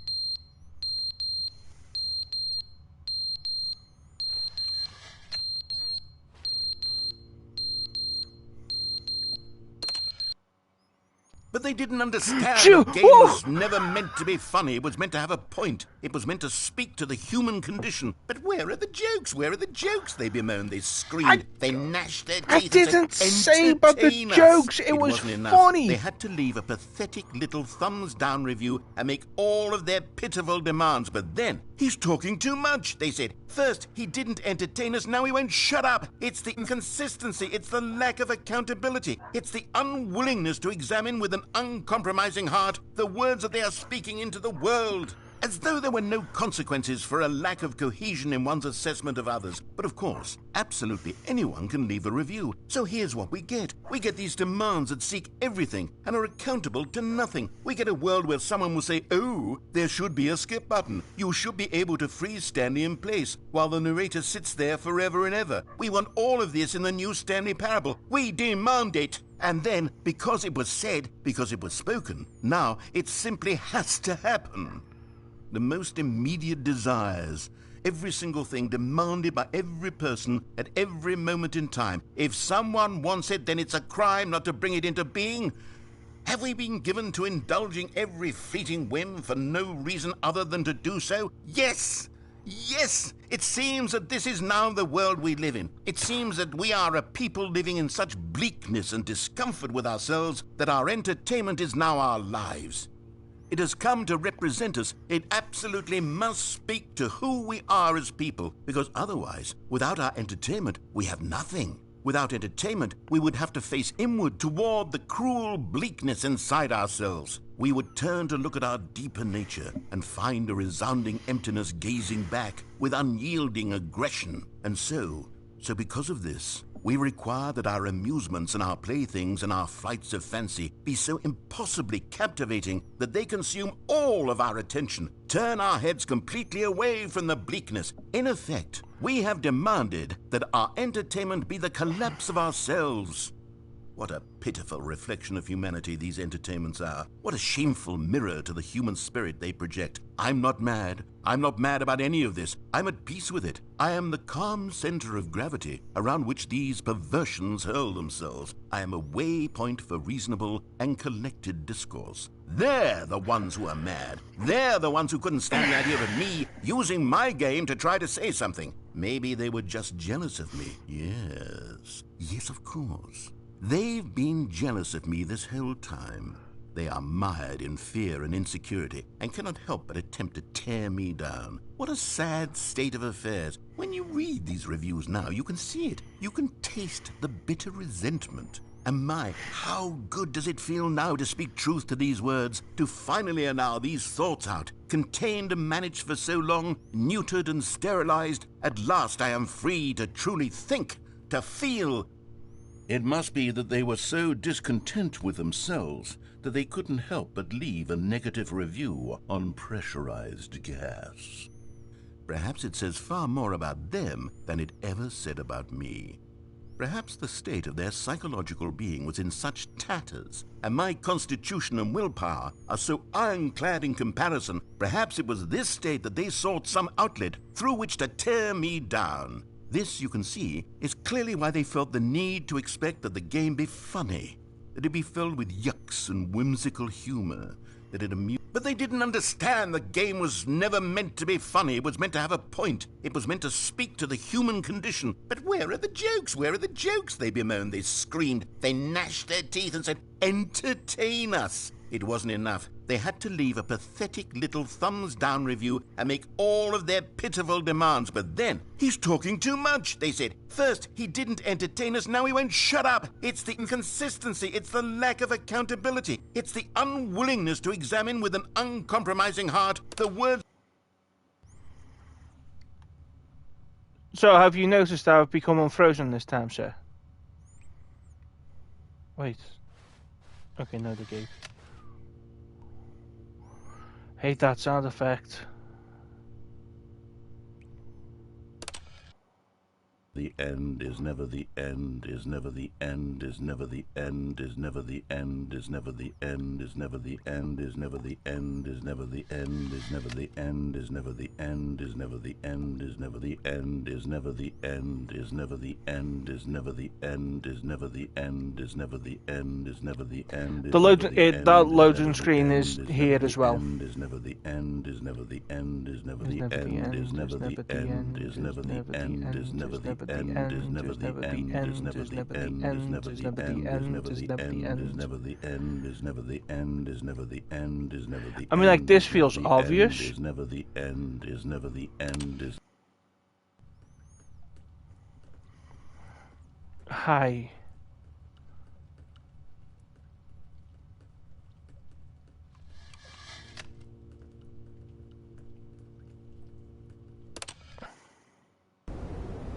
Oh.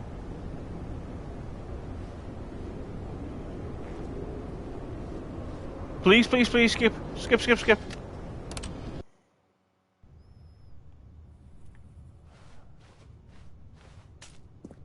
That's all I was looking for. Some light. I thought this would be a door at some point.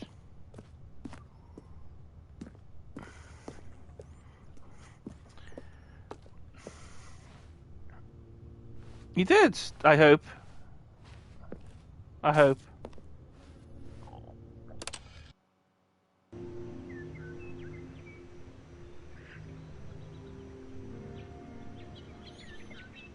Excuse me? Has the narrator died in my absence? Like, has old age killed him?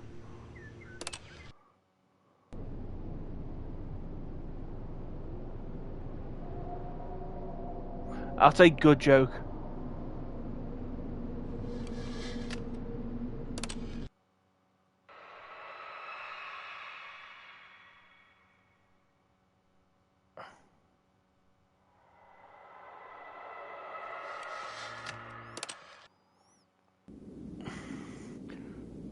Oh. Oh.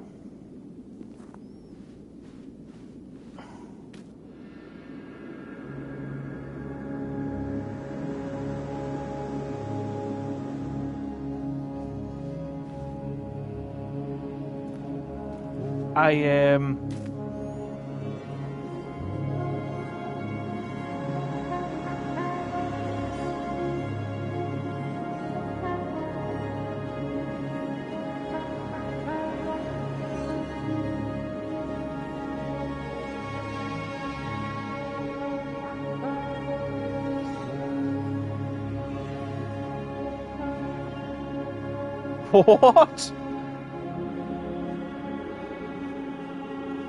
Okay. Okay.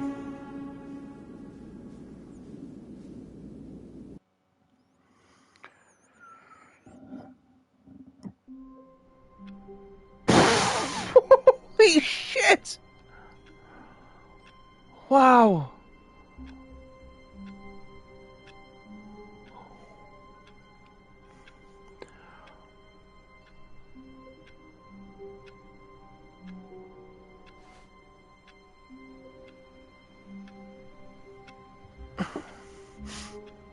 Possibly. Someone was following Stanley. He was sure of it. If he checked over his shoulder now, he would surely catch them. It was only a matter of time.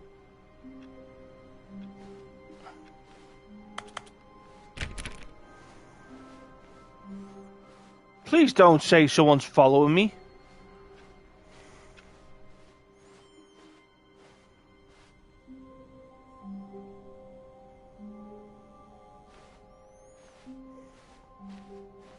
When Stanley came to a set of 2 open doors, he entered the door on his left. I was stood still. there. This was not the correct way to the meeting room, and Stanley knew it perfectly well. Perhaps he wanted to stop by the employee lounge first, just to admire it. Wow, yes, this room. But eager to get back to business, Stanley took the first open door on his left.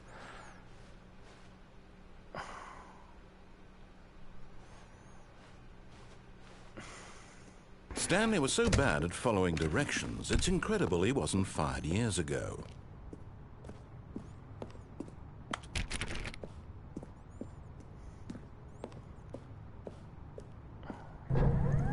Look, Stanley, I think perhaps we've gotten off on the wrong foot here. I see a way out down there. I'm not your enemy, really, I'm not.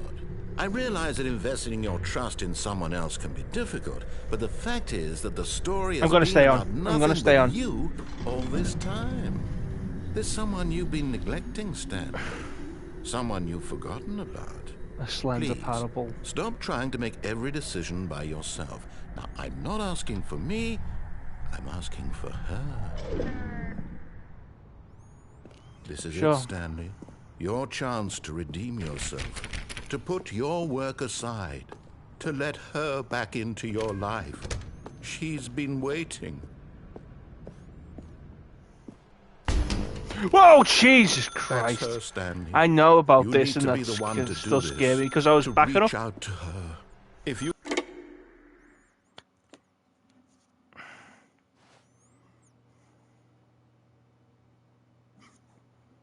Oh, Stanley, is that you?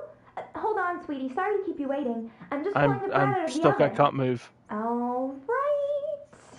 Okay, there we All right, now, I want you to come in and tell me all about your day. Gotcha. Yeah. Come on. Did you actually think you had a loving wife? No. Who'd want to commit their life to you? Hey! I'm trying to make a point here, Stanley. What I'm trying point? to get you to see something. Come What? inside. Let me show you what's really going on. Allow me here. to move. Allow me to move. Hello. This is a very sad story about the death of a man named Stanley.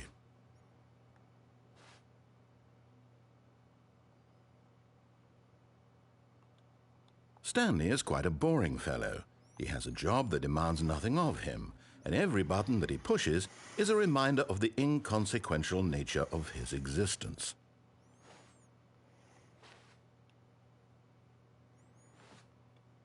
Look at him there, pushing buttons. This is doing all exactly very true. what he's told to do. Now he's pushing a button. Now he's eating lunch. Now he's going home. Now he's coming back to work. One might even feel sorry for him, except that he's chosen this life.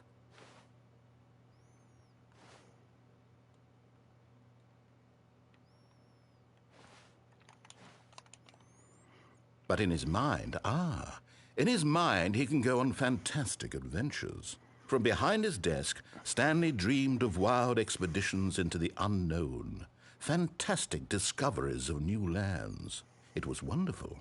And each day that he returned to work was a reminder that none of it would ever happen to him. And so he began to fantasize about his own job. I'm First, not he watching imagined TV. that one day while at work, he stepped up from his desk to realize that all of his co-workers, his boss, everyone We in the don't have a building TV. had suddenly vanished off the face of the earth. The thought excited him terribly.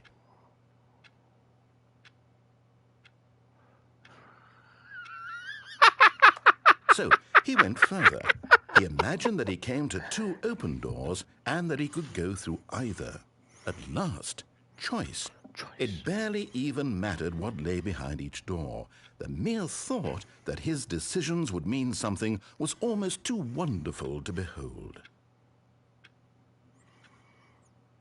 As he wandered through this fantasy world, he began to fill it with many possible paths and destinations.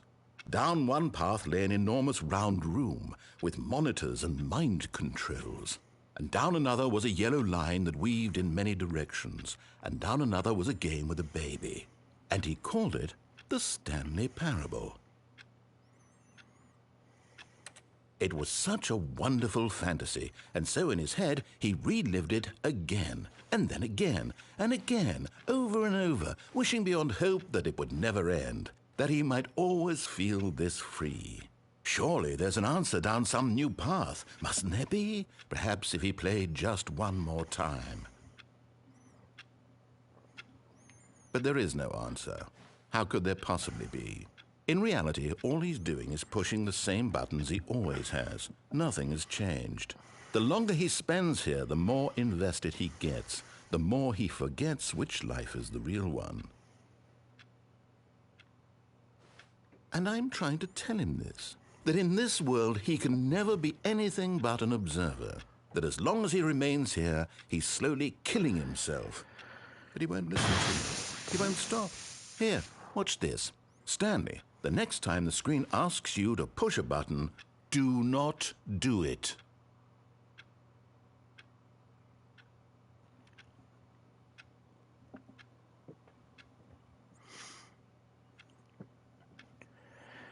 So, by disregarding him, I am doing as he says. But if I was to press the button, he would be correct because I am the one pressing the button.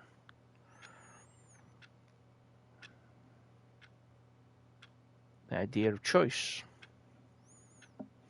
You see? Can he just not hear me? How can I tell him in a way that he'll understand that every second he remains here, he's electing to kill himself? How can I get him to see what I see? How can I make him look at himself?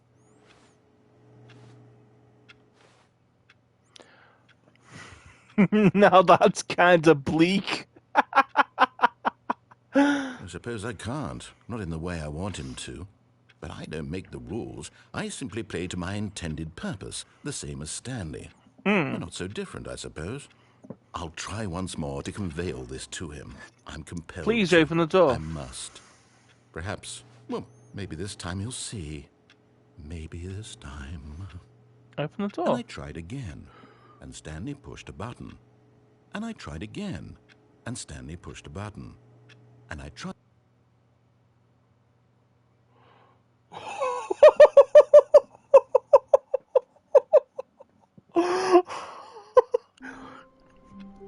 A video game just asked me, please die. Not asked me, like, just... He said, please die, and then I obviously dropped dead. Stanley knew the office layout like the back of his hand. It was only a matter of time before he found the others, wherever they were. Just a matter of time. Didn't mean to do that.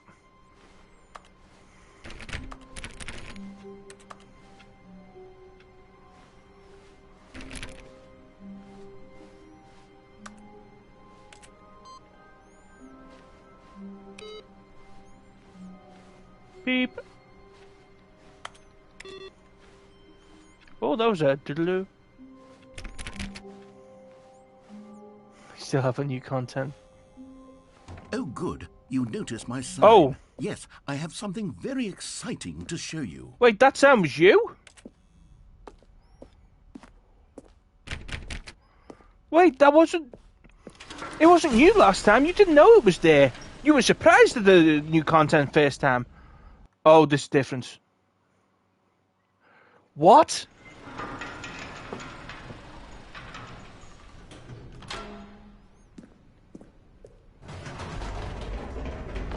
Okay. You see, Stanley, I've been reflecting on the Stanley parable and about how roundly disappointing this ultra deluxe version has turned out to be.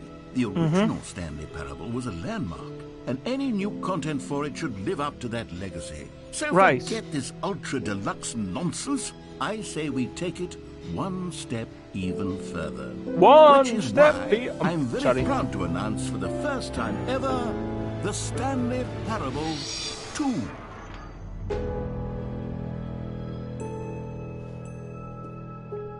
Yes, you see, isn't this far superior to a measly port with a few minor additions? Think of all the new territory we'll cover with a fully fledged sequel. An entirely new experience, built from the ground up. Why, there are so many possibilities. It could go in so many different directions. This is what fans have truly been asking for.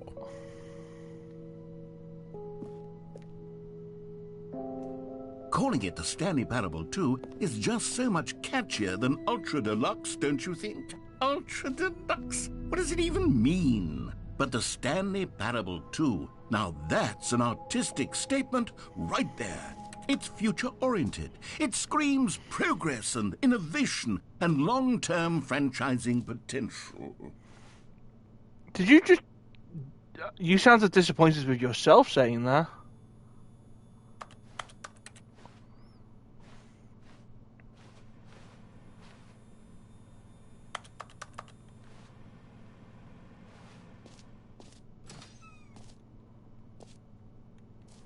Can't interact with that door.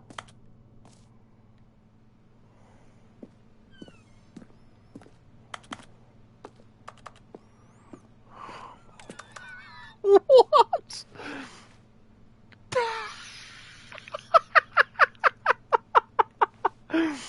They're back.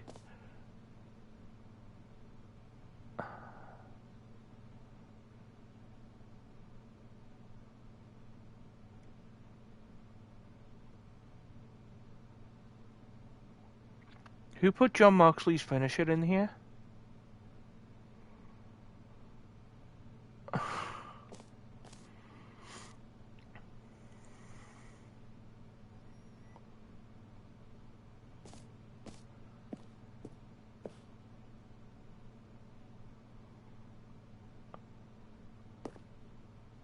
Ah.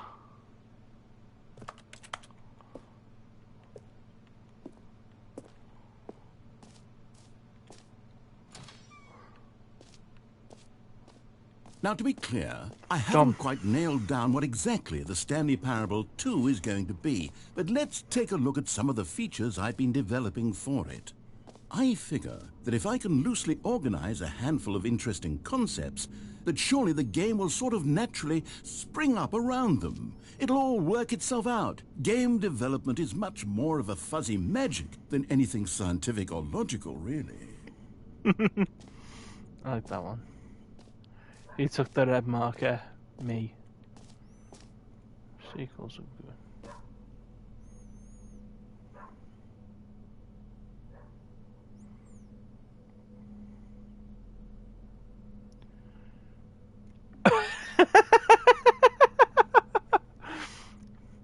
Divinity Original Sin 2, I need to get a group of players into that. This way to the show floor. New features!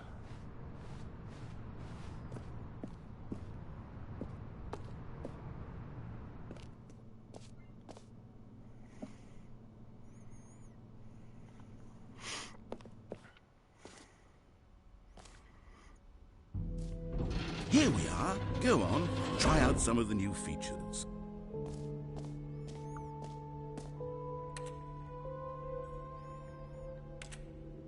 If you don't give me a jump button, you are one behind Elden Ring.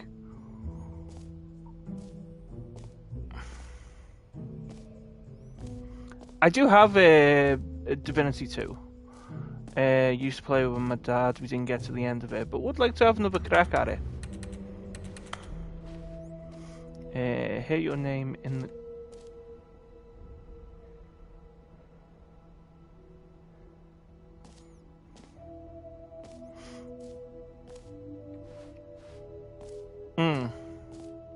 For the Stanley Parable 2, I asked myself, what do players really want? And of course, the first and most obvious answer is that they want to be individually recognized and validated as people. So with that in mind, my first addition to the game is this button which speaks the name of the person playing the game. Isn't that wonderful?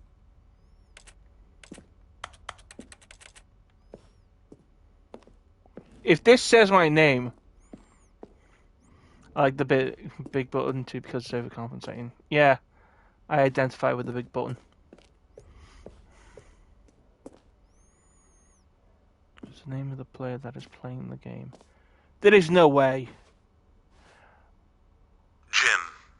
Sorry, I should have clarified. Right now, the button only says the name Jim. But of course, in the final game, this button will say your name, whatever name that is. Here, let's have you role-play as Jim to really simulate the full experience of this feature. Just play along. I promise you'll love it. Okay, here we go. Let's take a deep breath, clear your mind, forget whoever you are, and simply become a person named Jim. I want you to imagine yourself living as Jim, sleeping and waking as Jim, falling in love and being heartbroken as Jim, seizing all of the world's possibilities as Jim, and as Jim watching your dreams crumble into dust. Do you feel it deeply? Are you really, truly Jim right now? If so, then please step forward and press the button.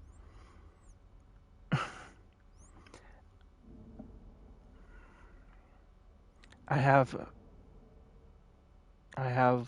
some experience as an actor and some experience as an extra.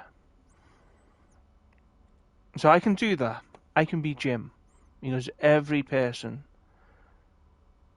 who is walking on the street in the background to make your world feel more lived in is named Jim. Even the ladies. Jim. I am Jim. Yes, you see? What a thrill, what a rush. That was you. The button described you. Do it again, do it again.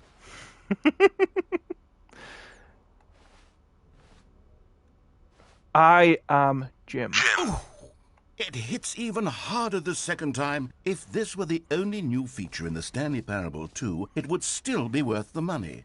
Let's take a break from the Jim button. I'm too emotionally drained from all of this personal validation. Okay, sure.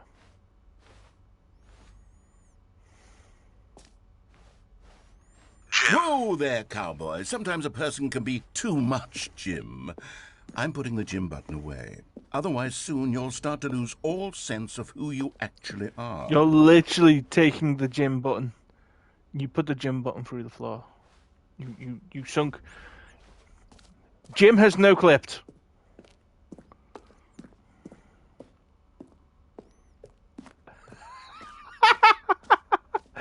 But look, it looks like there's more features. I suppose I could allow only people named Jim to play the Stanley Parable too. That would actually save me the work of finishing this feature.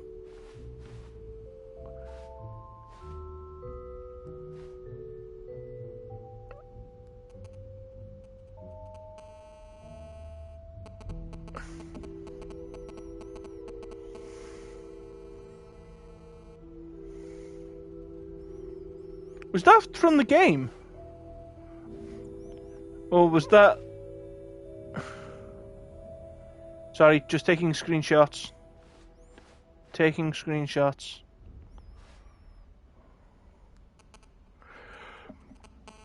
That's funny. That's very funny.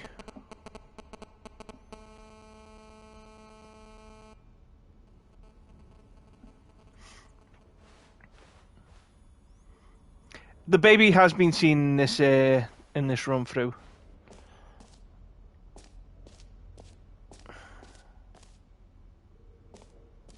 Reassurance bucket.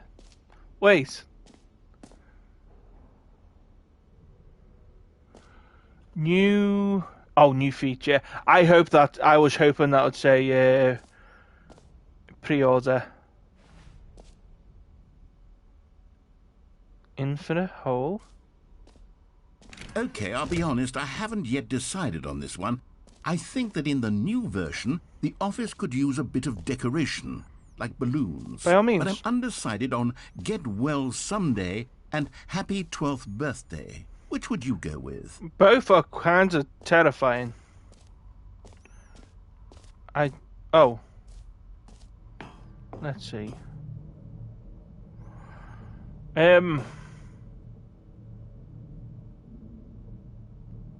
See, if you say Stephanie's, then it's more directed to like family and understandable.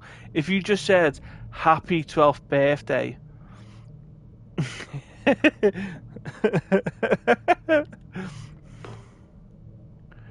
Oh no, surely no. Combining them would be Get Birthday Someday. Get Birthday Someday would be tremendous. But I wish that didn't say Stephanie's, because it's so much darker for you to put balloons everywhere in an office space that just says Happy 12th Birthday. Everyone here is underage. We are breaking the law. But yeah, Stephanie's. You know, sometimes when you solicit another person's opinion, it makes you realize that you knew which one you actually really wanted all along. Get Well Someday it is.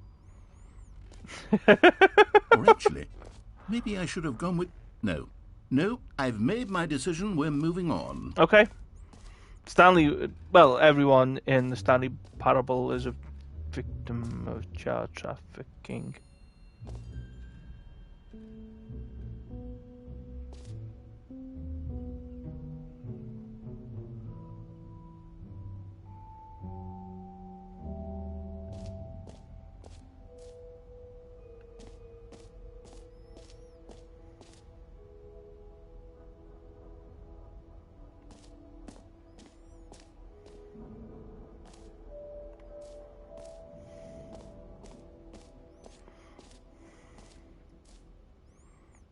Does.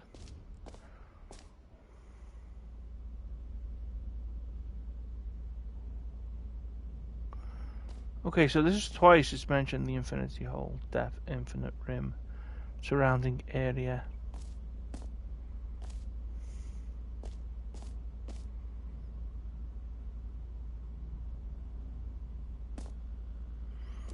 Can you read that? Ah, hi.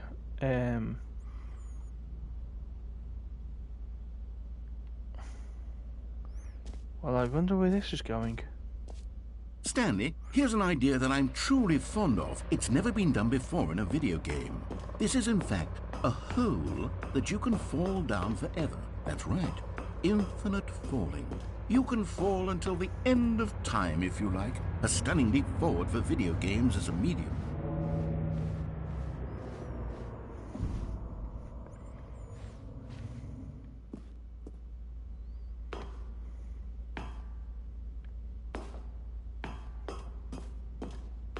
I'm not quite ready to go into the infinite hole yet.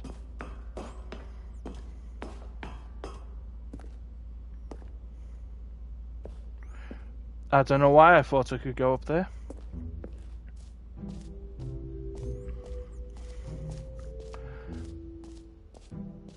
My guy, you look like an Xbox avatar. That's new. That's new. Can you find them? Can you find them? Can you find them? Collect them all.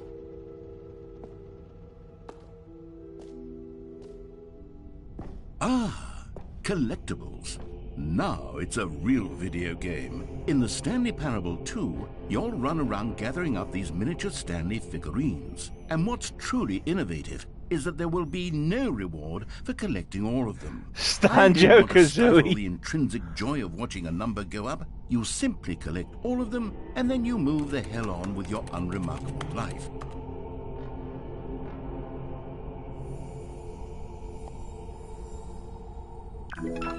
Jesus Christ! What the fuck?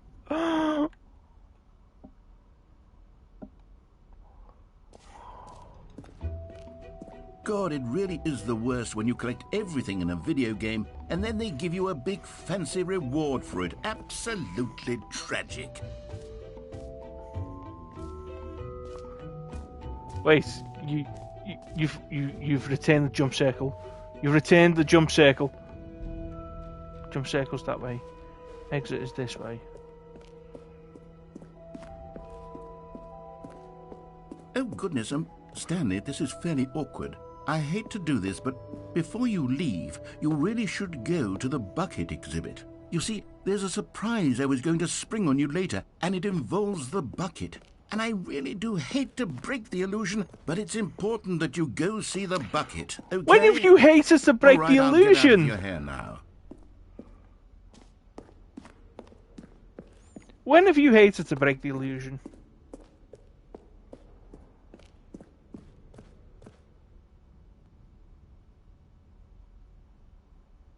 Let's find the bucket. Let's find the bucket.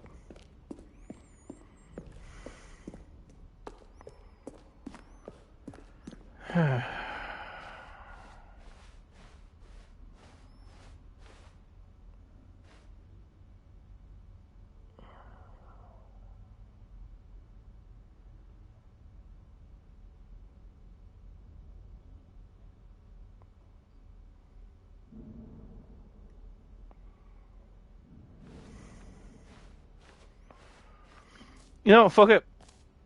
I'm getting the trophy. I'm so completely baffled by everything that you have defeated me. I'm getting the trophy.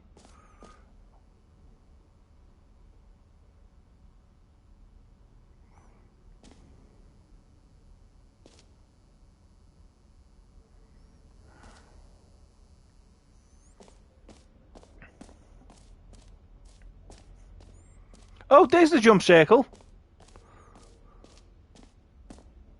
You know what? Let's bring the jump circle back for Stanley Parable 2 as well. It's a... Oh, wait. You already spent all your jumps the first time we saw the jump circle? Yeah. Oh, well. My bad. I suppose it can just be a nice decorative piece, then. What? You can restore that. You can restore that. I've used up all my jumps in the jump circle.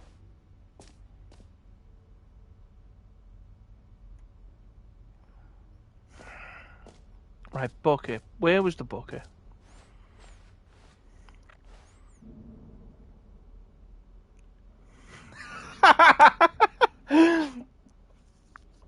Yeah, the narrator is...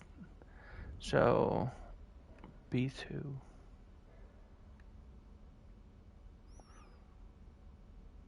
Wait.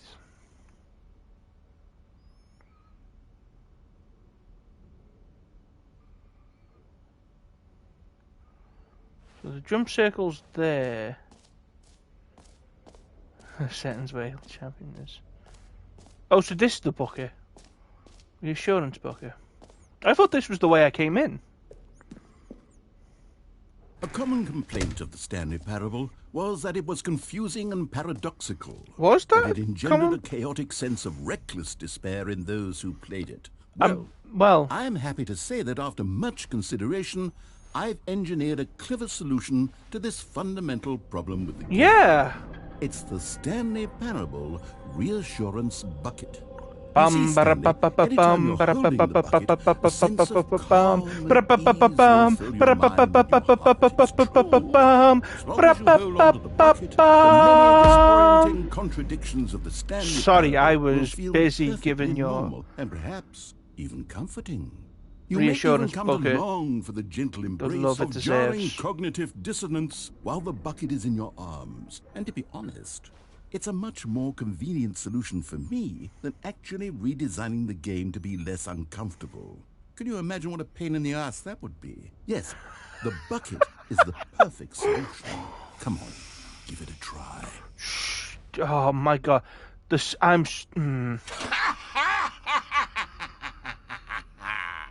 Can you feel it? The glow of comfort, even in the face of crushing despair, must already be sweeping through your body. And in fact, can I say that I do believe the bucket lends you an air of charisma as well? I think that just holding it has made you the slightest bit more attractive. I can't as a believe you've person. given the handle physics. The benefits of the bucket seem to go on, don't they? All this and more await you in the Stanley Parable 2. You've given me the reassurance. Does anyone give out awards for most enjoyable bucket in a video game? That really should be an award if it isn't already. The fact that it's glowing red, the jiggle physics on your button is important. The bucket jiggle physics. So go to the exit.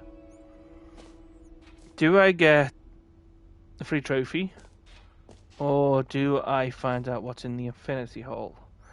Now, I don't know about you guys, but free trophy it is.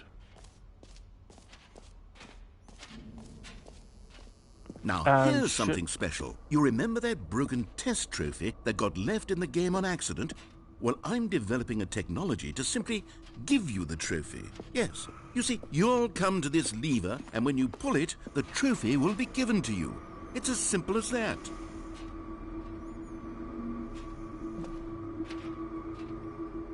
Okay.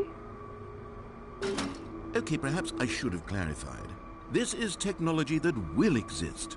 Right now, the trophy is still fully broken. I'm not a wizard, Stanley, but I guarantee it will be fixed in the sequel to at last satisfy the hordes of ravenous fans all over the world who have been uproariously demanding this feature. Gamers, we hear you, and I promise it will happen. I'm a gamer. I'm a gamer. Wait. Clip it and ship it. What else? Send that to Dan. What other exhibits haven't we seen yet? I kind of think that infinite hole is not as infinite as they think, or that as they've been advertising, given how everything else is going. So guess where I'm jumping? Have they closed it?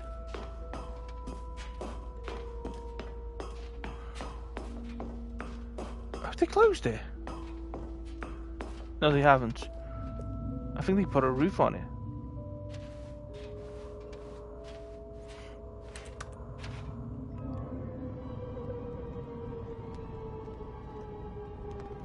You see, isn't it wonderful? One of my more ingenious concoctions, if I do say so. Now then, since you've gotten to see the infinite hole, you can press the teleport button to pop back up to the top, and we can continue onward.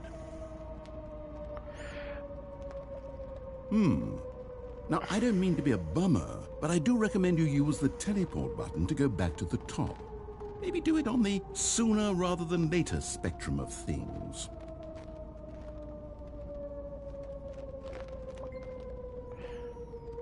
Okay, Stanley, I don't know quite how to say this tactfully, but it's possible that I slightly exaggerated the infinite nature of the hole. Is it a very, very deep hole? To be certain it is. It's an extremely deep hole. I don't want anyone to say that it isn't an astonishingly deep hole. Well, it is quite deep. Is it infinite? Well, that sort of depends on your definition of infinity. Oh! From one perspective, the infinite is merely philosophical in nature. It's more of a... Jesus! Hey, well, good for you. You found the bottom of the hole. You found me out, Stanley. I'm a liar and a cheat, and you're so clever. Look, I think the issue here is just that you're unusually fascinated by falling. What normal person actually wants to fall infinitely? I figured the hole was as deep as anyone would actually need. Don't you put this on me. Maybe you're the problem. Look, things got a little heated there. I think we both said some things we didn't mean. Why don't we just put all I this was behind silent us and agree to just call the hole mostly infinite? If that works for you, then go ahead and press the teleport button to warp up to the top of the hole, and we can move on. That is fine. I'll just be up here when you're ready. Yeah. Great. Now, I'm very excited to show you even more of my ideas for the sequel. I kind of want to fall again. Oh, for heaven. You see, I was right. The problem is you. The problem is that you like holes too much. Not normal. A normal person would have said, yep, that's an infinite hole right there. Goes on forever till the end of time. Don't need to see it all, but not you. Oh, no, no, no, no. Who doesn't want to see the end of time? Oh. Wait, that was shorter. Did the hole seem even shorter to you this time? I couldn't help but feel like you spent a little less time in there than you did before. I mean, admittedly, I didn't make an infinite hole, but I didn't think it was that not infinite. Well, I suppose once again there's nothing to do here. If you decide you've had enough of the hole, you can hit the teleport button and come join me up above. I do know what I must. I'm positively thrilled. I really do have so much more to show you and to talk about, and I've had enough of the hole. Okay, let's go and see that. I have not seen enough of the hole. Gosh, how could I have guessed? You're back in the hole. If this starts to become a thing where... Oh! Wow. Okay. Yes. I'm starting to become extremely certain that the hole is not only not infinite, but that it's growing steadily less and less infinite. I suspect that I'm starting to hit the point where it's no longer feasible to call the hole infinitely deep, even by the lax overall standards for accountability and marketing. What's going on here? That's a good point. I have no explanation for the uncertain nature of the hole's length. Here, let's try something. Let's pop back up to the top, and we'll see if it gets any shorter. Cool. Well, there it is. Oh. The shame of my lie has come to haunt me. Not only is the hole not infinite, but it's barely even a hole at this point. It's more of a concavity, or even a very aggressive divot. I mean, like, you'd be upset if you drove over that. How is this still appealing to you? I know you're obsessed with holes, but at this depth... I forgot I didn't have a jump button. The itch. Oh... I forgot I didn't have a jump button. I'm really sorry. I didn't think. When you're ready to I forgot I had a jump button. I'm really sorry. Is the teleport button not working?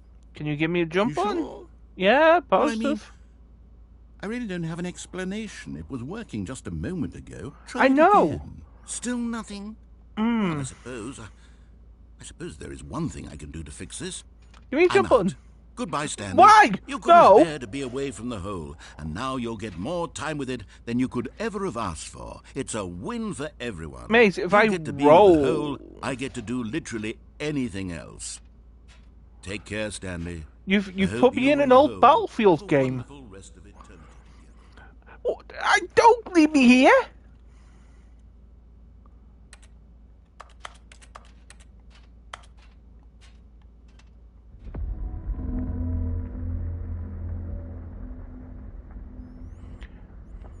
Nobody likes you, everyone hates you. We're all out together, having fun.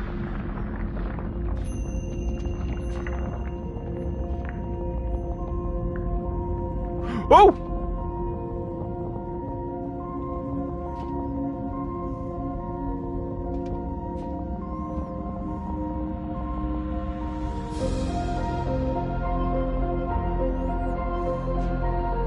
I'm falling down the hole again, Mr. Narrator.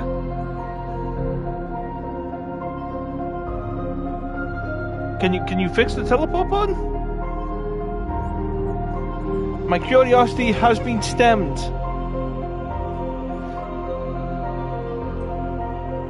I can't tell what that says because I'm in the hole.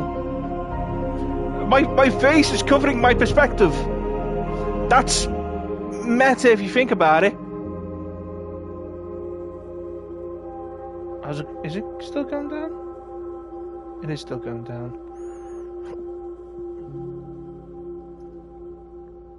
Hold on, I'm just gonna move the camera.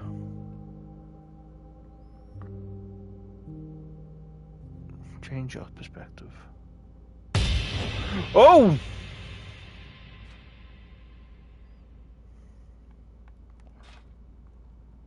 I cannot move. I cannot duck.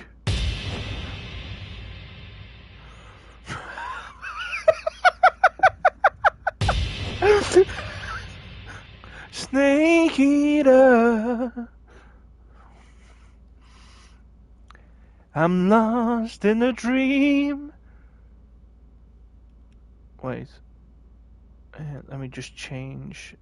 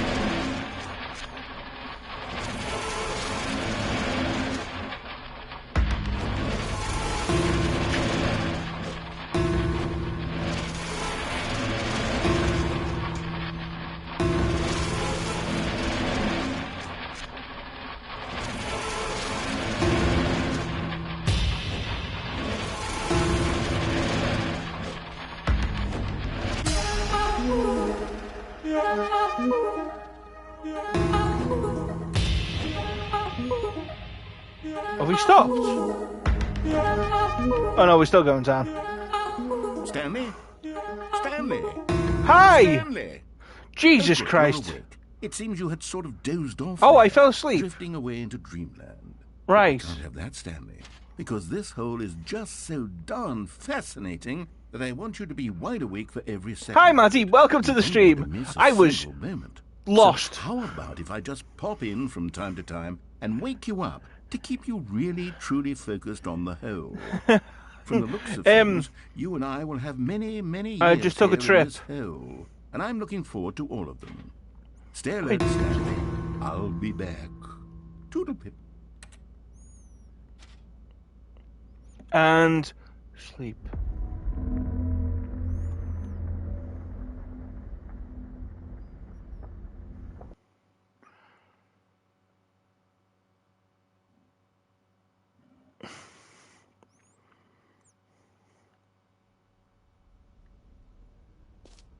Okay. Here we are. Go on. Jesus. Try out some of the new features.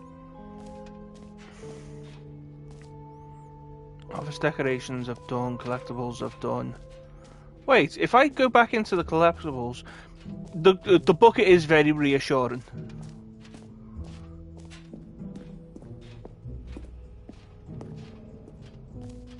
No.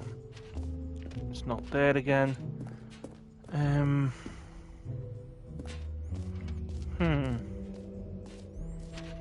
Right, what else is there? Lower level. Okay, let's go to the exit, because I believe we have seen everything else. Why is Stanley so sad? You gonna block me off for anything else?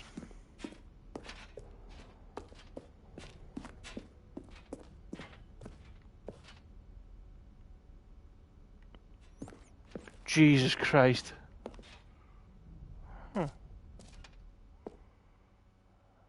He does not have Stanley, his... what do you think? Do you like all of the new features? I was talking... Yes, I know it's not exactly clear yes, yet how exactly these features will come together as one single coherent video game, but I can feel it in my soul. It's going to work. There's definitely a good game in there somewhere. Say, probably. There's a few games that have a great game in there somewhere. New features together, and we'll see whether or not it coheres into a meaningful gameplay experience. Let's sit back and find out, okay? Okay. Are you ready? Please. Here it is. I give you the Stanley Parable 2. I'm looking the wrong way. Well, I mean, there's potential here, right? It's sort of... Okay, never mind. Hold on. Let me do a different arrangement. The hole is deeper... Okay, yes, this is much better. I feel good about this. Here we go. Version 2. Who am I kidding, Stanley?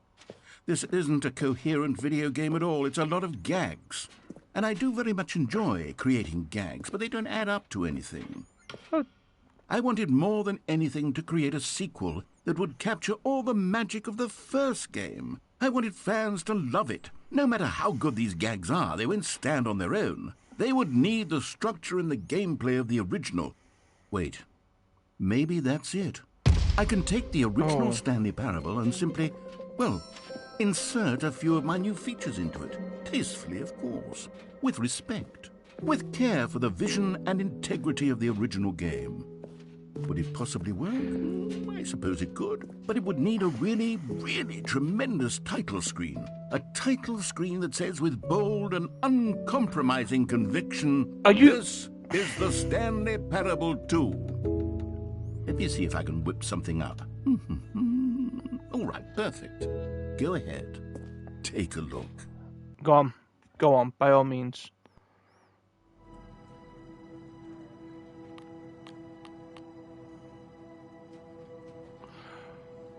Wait, what?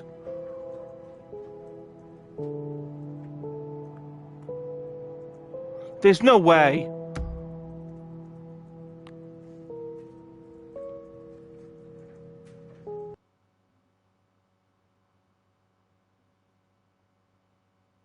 This is the story of a man named Stanley. What? Stanley worked for a company in a big building where he was employee number 427. Employee number 427's job was simple. He sat at his desk in room 427 and he pushed buttons on a keyboard. Orders came to him through a monitor on his desk, telling him what buttons to push, how long to push them, and in what order. This is what employee 427 did every day of every month of every year.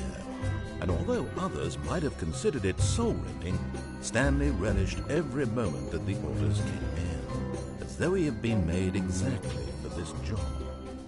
And Stanley was happy. I'm sorry, what? And then one day, something very peculiar happened.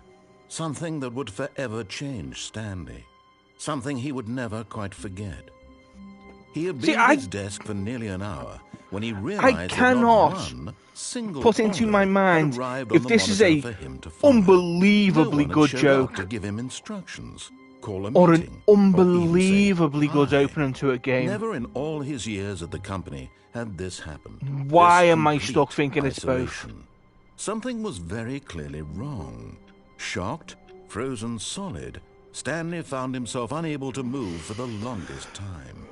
But as he came to his wits and regained his senses, he got up from his desk and stepped out of his office.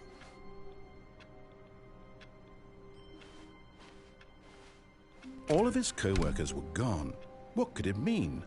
Stanley decided to go to the meeting room. Perhaps he had simply missed a memo. What? How do you commit this much to a bit? Stanley felt the bucket calling to him, begging him to pick it up. Why was he not doing it? Stanley picked up the bucket.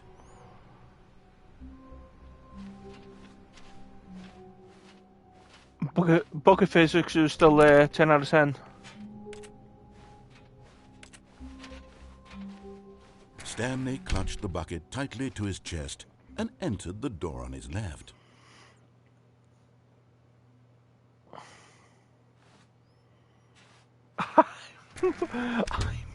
I'm in awe.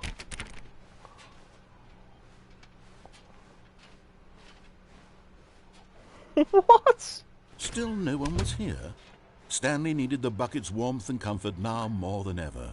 Perhaps his boss's office was where he'd find answers. Coming to a staircase, Stanley and the bucket walked upstairs to the boss's office. Stanley and the bucket walked upstairs.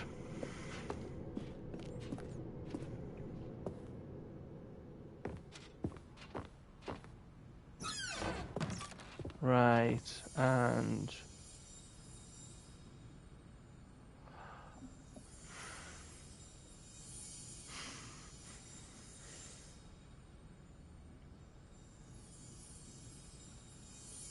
You found one of them. One of the miniature Stanley figurines. Remember, no reward for collecting all of these, only the intrinsic pleasure of a job well done. You can't buy that sort of happiness, Stanley. God knows I've tried. So, I implore you to savor each and every moment you come across one of these beautiful figurines.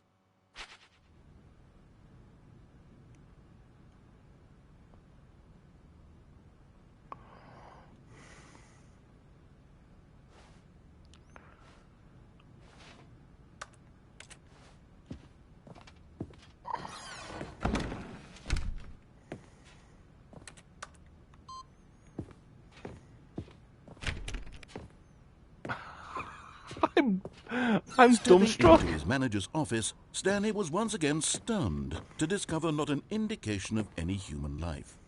Crushed by the weight of this revelation, Stanley may have broken down into an emotional dumpster fire if not for the soothing presence of the bucket.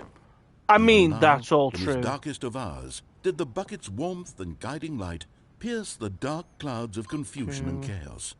It would be with him always. The bucket would. And he knew it. The two of them were inseparable.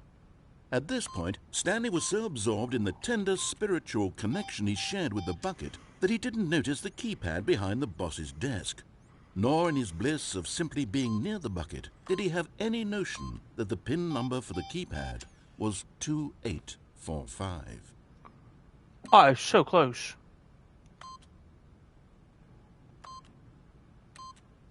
But Stanley guessed the correct code by sheer luck. I'm a Was lucky it boy. The bucket knew all along? Was The bucket did guide guiding me. him? The bucket is guiding me. This is certainly the most logical explanation. The bucket is my spirit guide. Okay.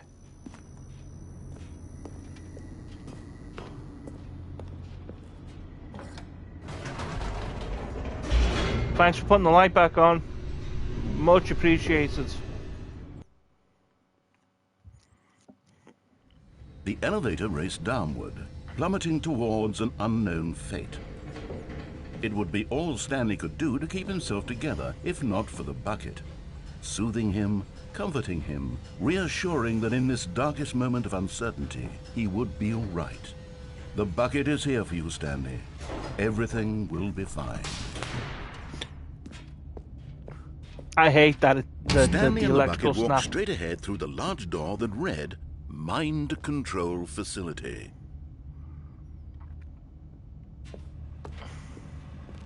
Although this passageway had the word escape written on it, the truth was that at the end of this hall, Stanley and the bucket would both meet a violent death. The bucket will behind save them me. was not shut. Stanley and the bucket still had every opportunity to turn around and get back on track. At this point, Stanley and the bucket were knowingly walking forward into a very painful death for each of them. Yes.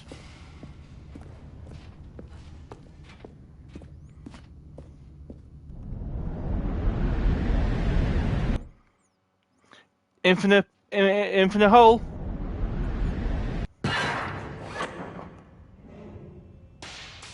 Whoa!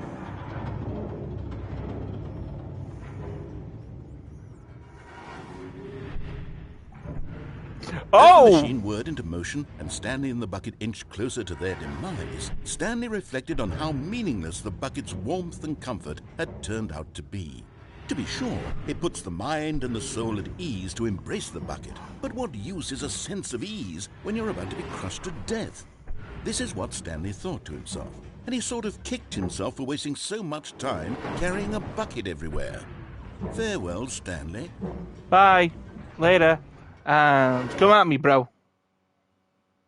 Farewell, Stanley, cried the narrator, as Stanley and the bucket were led helplessly into the enormous metal jaws. In a single visceral instant, the bucket's life came to an end as it was crushed violently to death.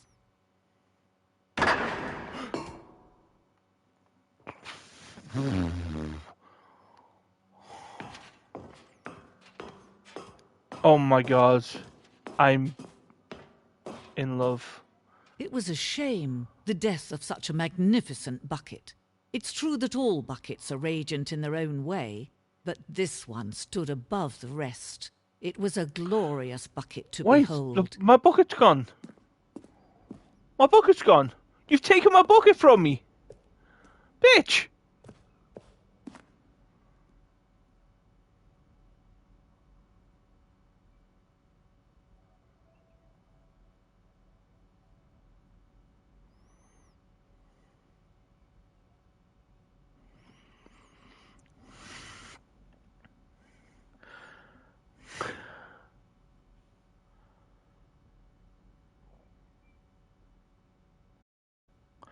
Sorry, I'll read it. It'll be so much better to read it. You are standing at the precipice of knowledge, much like a bucket itself. The human mind is frequently empty within, a carnivorous void.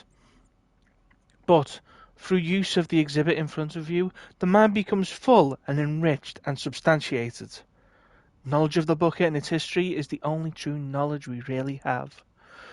Will you take what you learn out of here out with you into the world? Will you accept with an open mind what may be challenging about the information in this exhibit? Will you change the lives of yourself and your loved ones as the result of this exhibit? Or will you turn a blind eye and continue to live as you were, in ignorance and darkness?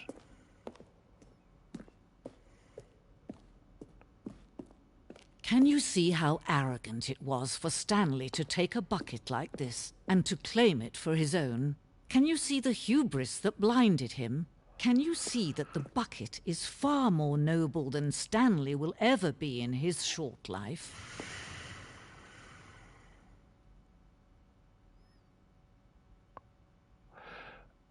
25 buckets. A photograph of 25 buckets, the greatest number of buckets ever captured on camera. The photographer experienced catatonic shock for several weeks as a result of the euphoria from the exposure to this many buckets at once. Reject humanity, embrace buckets. That's more than 25. I am willing to count these buckets. At the moment I get to 26, I will stop counting these buckets. 1, 2, 3, 4, 5, 6, 7, 8, 9, 10. Oh my god, it's 25. Don't go into a catatonic state. Yeah, okay.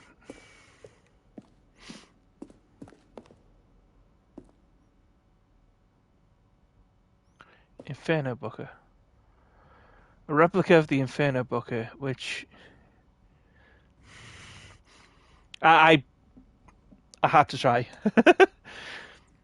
In which the medieval era was so powerfully alluring that it drove dozens of nations to war with one another for control of it. Billions died, and yet in spite of it all, the simple fact remains, no one can control a bucket.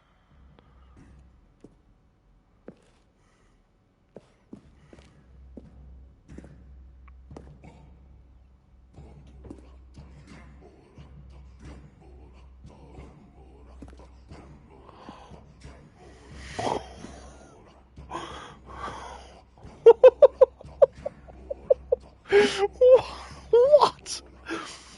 While we know the buckets predate the existence of mankind, we do not know by how long.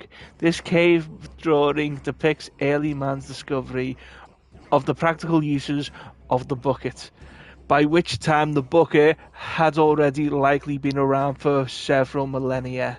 Notice in these drawings how the bucket is allowing itself to be used, having judged humanity to be wary of its treasures.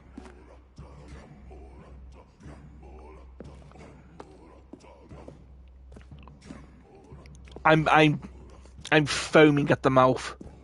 No man can own a bucket, and certainly not a bucket as dazzling to behold as this one. It is man who should kneel before the bucket.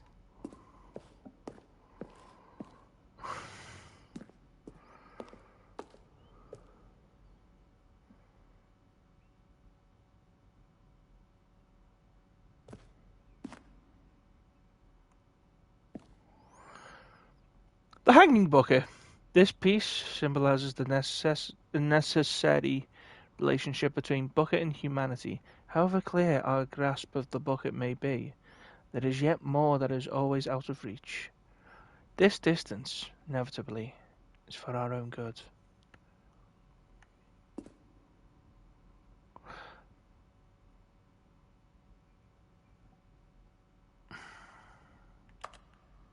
I can't.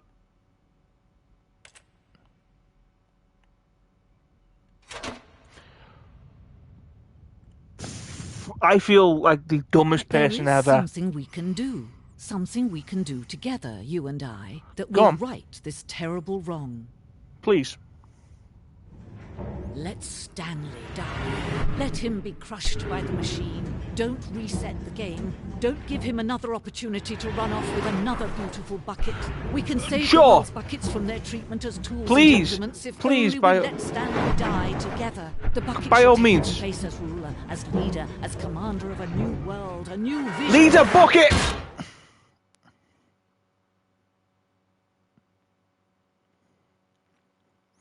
I may have lost it a little bit there. Only a little bit.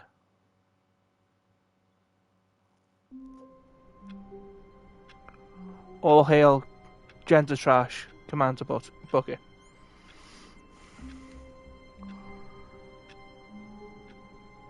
I'm...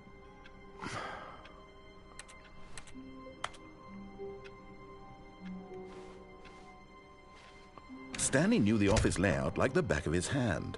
It was only a matter of time before he found the others, wherever they were. Just a matter of time. Figure Finders Committee meeting today in the meeting room.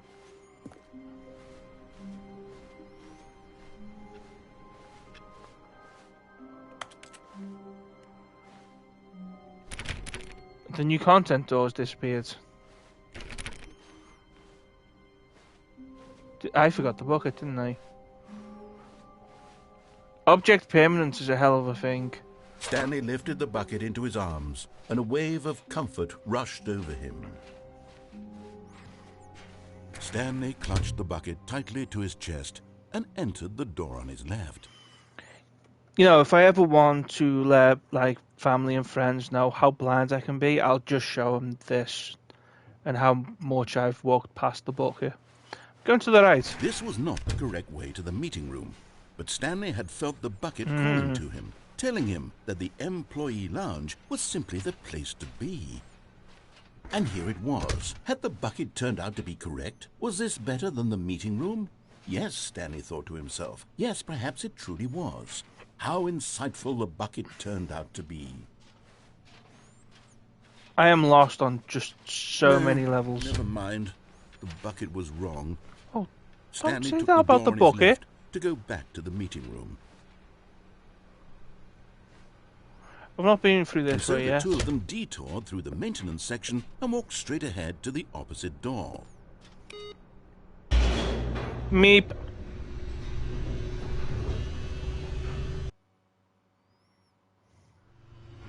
Oh, good, Stanley. I'm glad you found your way here. I knew you'd find this place eventually. You see, your friends and I are concerned for you, Stanley. These We've are come my together here friends? because we care about you very much. It's this bucket you're carrying around everywhere. The bucket isn't even from the original Stanley Parable. It's just sequel content. We're the ones that matter, Stanley. Classic characters from the first game, like the Adventure Line and the Broom Closet. Because that's what fans want from a sequel. They want more of their favorite jokes, not this bucket that they've never seen before. Yes, I know I'm the one who gave you the bucket, but you're spending too much time with it.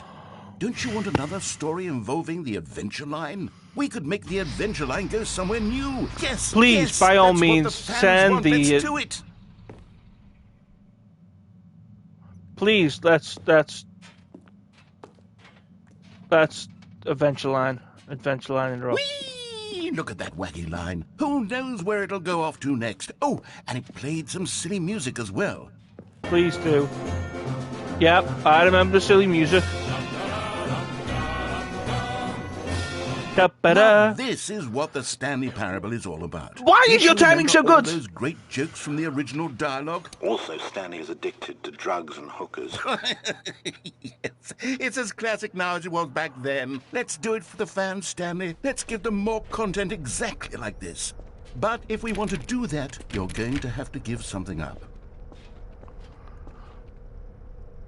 I wonder what I have to give up.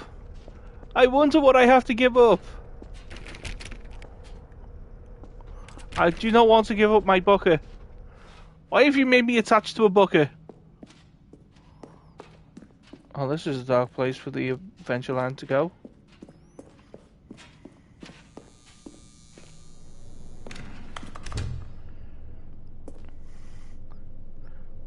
So this is the part where MatPat tells me about Springtrap. Don't you get it, Stanley? We need to get rid of the bucket. That's why I'm very proud to introduce a brand new character. This is the Bucket Destroyer. I think it'll make a wonderful new addition to the rich lore of the Stanley Parable. True, it also was not in the original game, but it's such a well-fleshed-out character with so much personality that to me it already feels as though it's been part of the cast all along. Don't you agree? Can you guess what the Bucket Destroyer does? Surely you don't need me to spell it out for you. Go ahead now, Stanley. Say goodbye to the bucket, and then pop it into the machine when you're ready.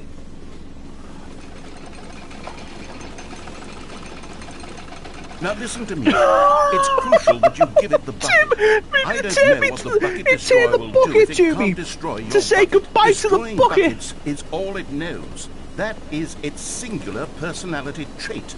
Sure, I can hear you saying, how does a character with only one personality trait deserve to join the pantheon of beloved Stanley Parable characters? Well, you see, if you were to really explore the Bucket Destroyer, you would see that its desire to crush buckets is so densely loaded with complexity and nuance that it's really like 10 personality traits. What other object in this game can you even say that about? The Broom Closet? Certainly not. I wonder what sort of Bucket Destroyer merchandise the fans will be clamoring for after this. Okay, the Bucket Destroyer is getting very upset now. You'll have to hurry and feed it. We can't get back to the classic Stanley Parable characters like the Adventure Line or the Bucket Destroyer until you crush that damn bucket. Quickly Trying now. to. The fans are waiting. Do it, the fans, Stanley. Give the fans what they want. Hurry and...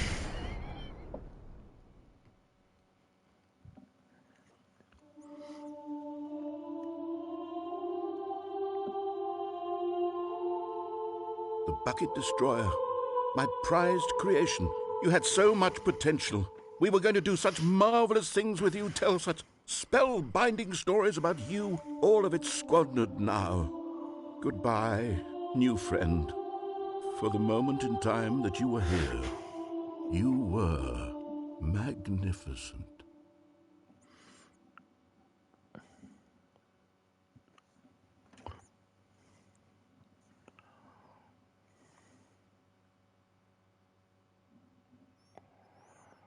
Jesus Christ almighty.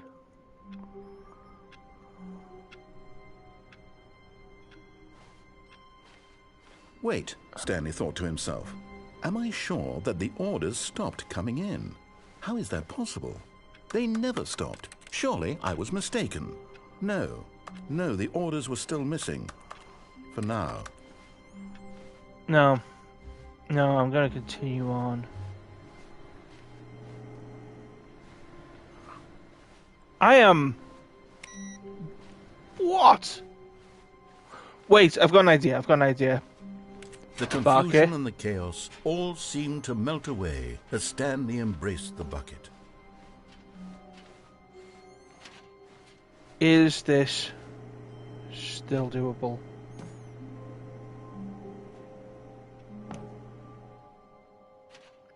Hi there. Yes, whispered the bucket into Stanley's ear.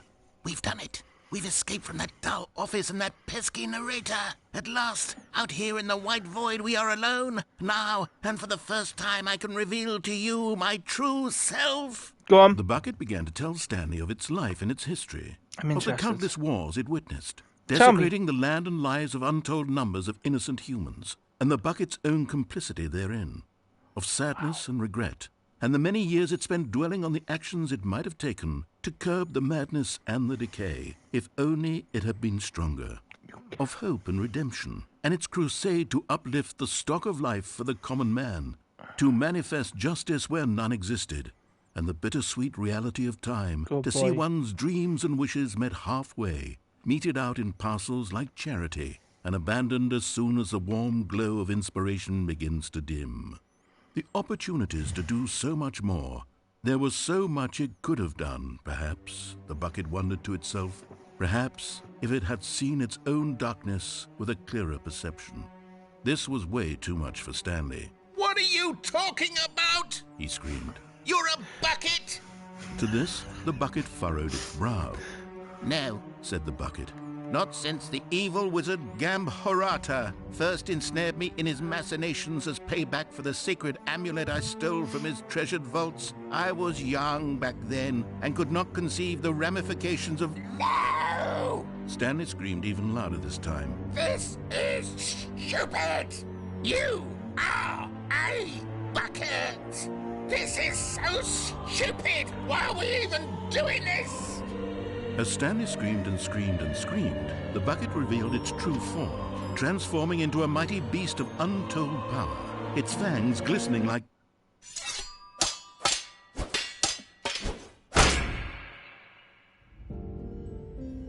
My God, Stanley, you did it. You saved us from the bucket. Thank God you already had all 12 emblems of sages and knew the incantations to summon their true power. Otherwise, we would have easily been overwhelmed by the bucket's power. I'm speechless. You've demonstrated such bravery here today. Come, let's restart the game, and we'll agree to never again go trifling with this bucket, nor the dark magic cast away inside of it.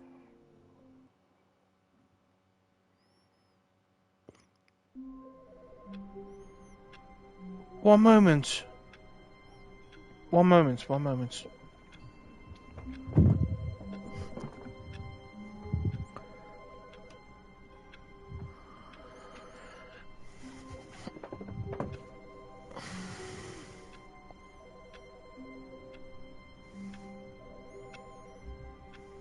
I'm just going to stay put a moment.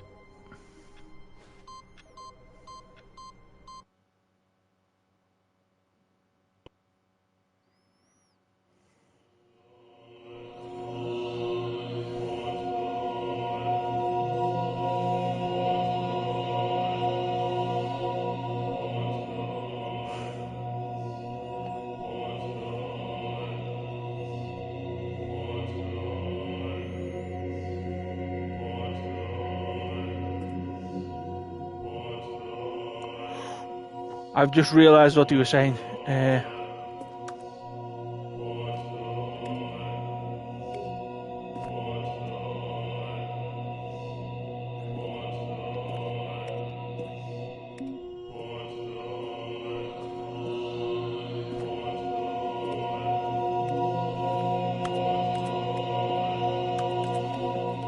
I know that one's purple, but...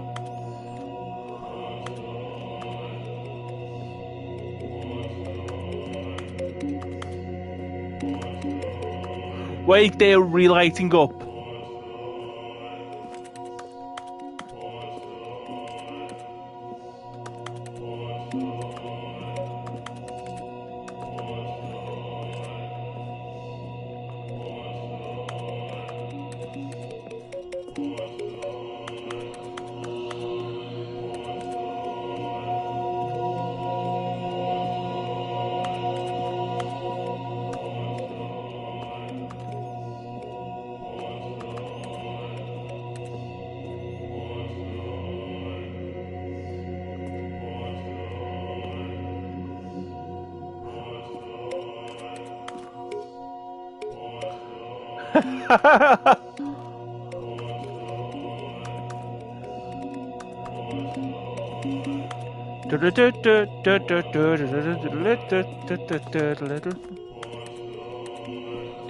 I do get Takara's version of Megalovania in my...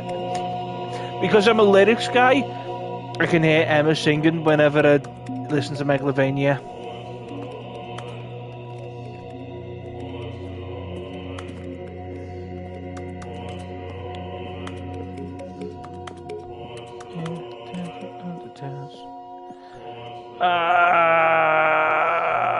What?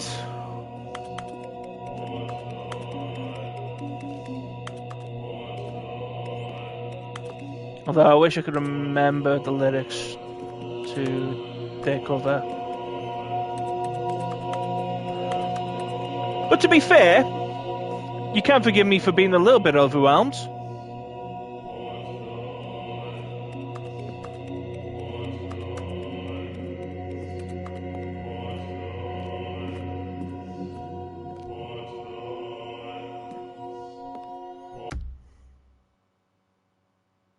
The sequel is now paused!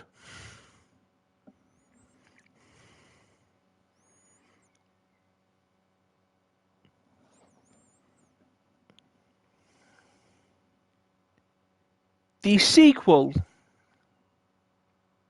is now paused.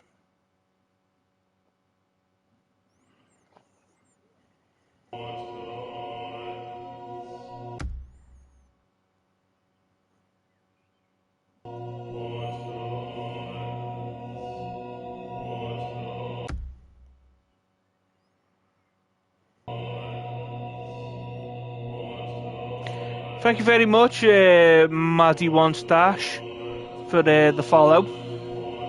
Much appreciated. The sequel is now paused.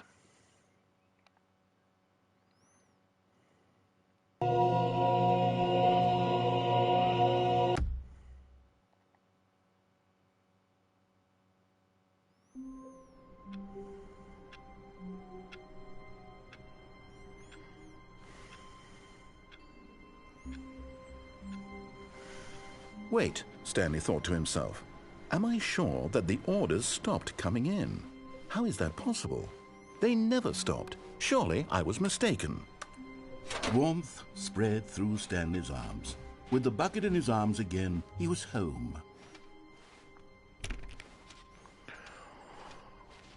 Stanley clutched the bucket tightly to his chest. This was not the correct way to the meeting room, but Stanley had felt the bucket calling to him, telling him that the employee lounge was simply the place to be. And here it was. No. Had the bucket turned out to be correct? No, never mind. The bucket was wrong. The bucket was wrong. Stanley took the door on his left to go back to the meeting room. This is the door on my left. No, said the bucket. don't go to the meeting room. Go somewhere else. The cargo lift, yes. Go there. Go to the cargo lift.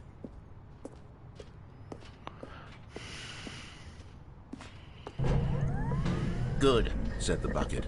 Now ride the lift all the way to the top. There's something up there I need you to do. Just a Stanley little did bit. not question why or how this bucket was speaking to him. It should have alarmed him, of course, because buckets can't talk. But The bucket Stanley is chose scaring not the to shit think out of about me. this In obvious fact, I fact. think I'm going to jump He was off. firmly convinced, but Stanley feared that any path he walked might lead to the separation of himself and the bucket, his dearest friend. So he threw himself to his death, that they might die in one another's arms. How deeply touching.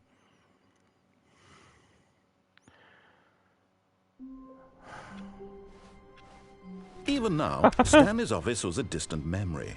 What did it look like? What did it was look a like? computer, perhaps, and a painting. Was it? Was it a painting or a No. photo? He could no longer recall. I can't go back into the room. Hey, bucket Stanley buddy. picked up the bucket and smiled. mm. He'd never be alone again, not truly alone. Never Not alone. With the bucket around. The bucket will Stanley make me clutched safe. the bucket tightly to his chest. This was not the correct way to the meeting room. But Stanley had felt the bucket calling to him, telling him that the employee lounge Actually- was simply the place to be. Actually, I And know, here it I was. know, Had the bucket turned out to be correct? I know where. Never mind. I bucket I was know where they wrong. want to take the bucket. Stanley took the door on his left to go, and so the two of them detoured through the maintenance section and walked straight ahead to the opposite door. Okay, so that was the room on the left. Meeting room.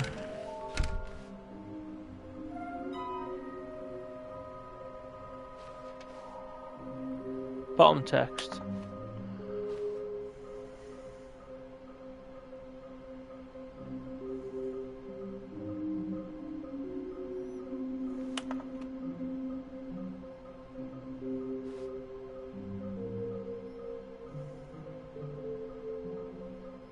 What makes them float in the air?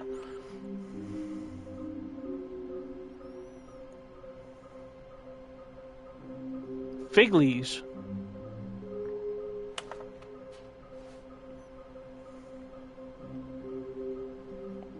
Okay. What? There will be a reward for finding them all. Stop kidding yourselves. I want them so much. I want to go home. There will be cleaning of this wall. Who are you? 666. Lol. Lies. Inside of a sequel.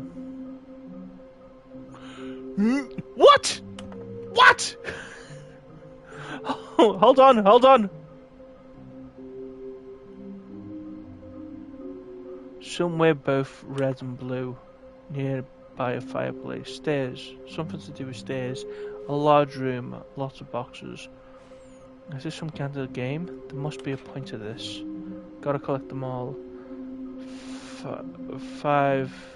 There be. Just take from me. Looks like 927. Oh, 427. Why did I think that was a 9? Ha ha ha ha ha.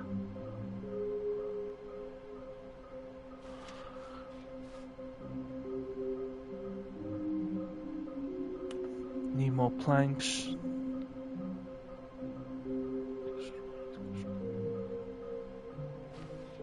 I am so unbelievably... Right, this is where I wanted to go. Oh, Stanley, can you feel it? The broom closet. It wants the bucket. You can feel that, can't you? The Yeah. aura of jealousy. I It's as felt clear it as rooms day. ago. This broom closet believes it deserves the bucket. It does. I can really feel it now. It's a bucket. Yeah. It belongs in a broom closet. How That's what the broom closet is trying to say here. It's supposed to go with the other cleaning supplies. Good for you, Stanley. Don't give in. Don't hand over the bucket. I know how hard it must be, given the pressure that the broom closet is putting on your shoulders right now, but you have to be strong. This is your bucket. This is your companion and lifelong friend. It's a Can't demon handle it. bucket. Oh no. We're getting into name-calling now, it seems. Is this how low the broom closet has sunk, that it has to resort to this stream of petty insults simply in order to get you to hand over the bucket? Stanley, I never liked this resemble broom that closet remark. for a variety of reasons, but even this is worse than I had imagined. And wait, now the broom closet has the gall to imply that you and the bucket are not truly deep and lasting friends? That your relationship is purely superficial and convenient?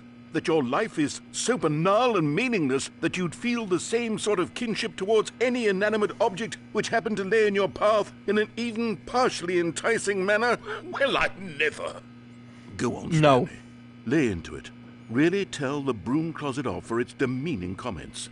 Expand on the wide variety of experiences you and the bucket have shared together. Me? Go I'd through stab the each of bucket them to death. point by point. Share your journal entries detailing the rich emotional landscape of your feelings for the bucket. It lived, as they have changed but I stabbed and it to death. evolved over the years. Let him have it.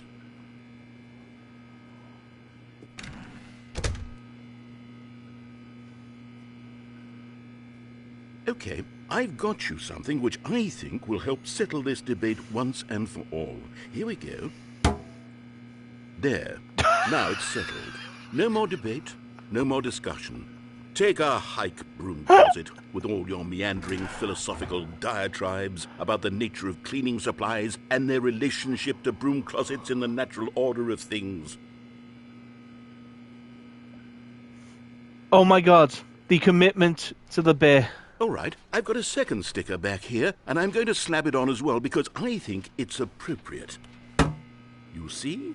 I feel that it works because the sticker is also a bucket.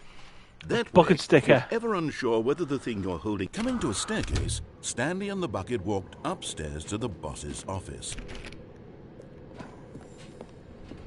Oh. Another miniature Stanley figurine. This, you know, there really must be a snappier name for these things. What about mini-stands? How about Stanley things? Figlies? What about Figlies? Stanlerines? Yes. Figlies? I think I like that. Oh, Another come on. Stanlerine under your belt. Stanlerine.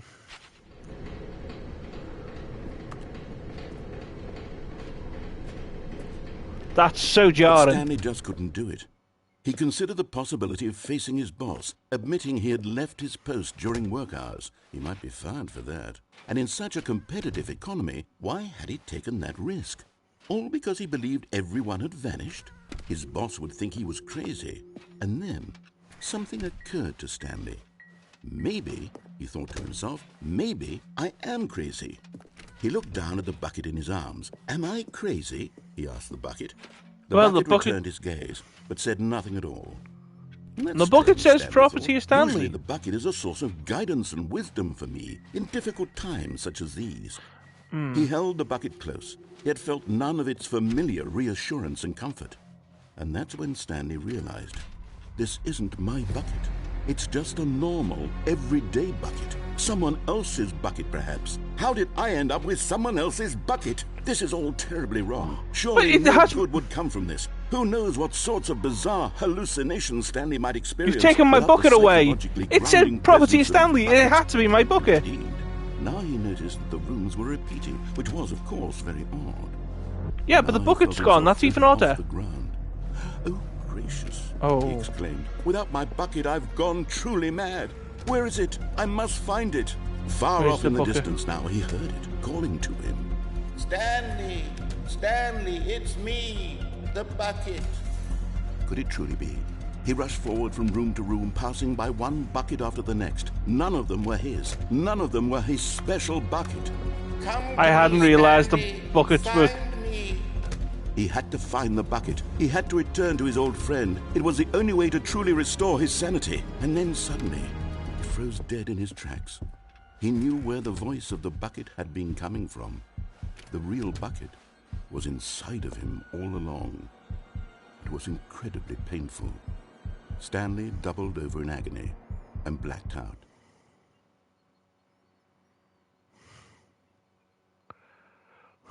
This is the story of a woman named Mariella.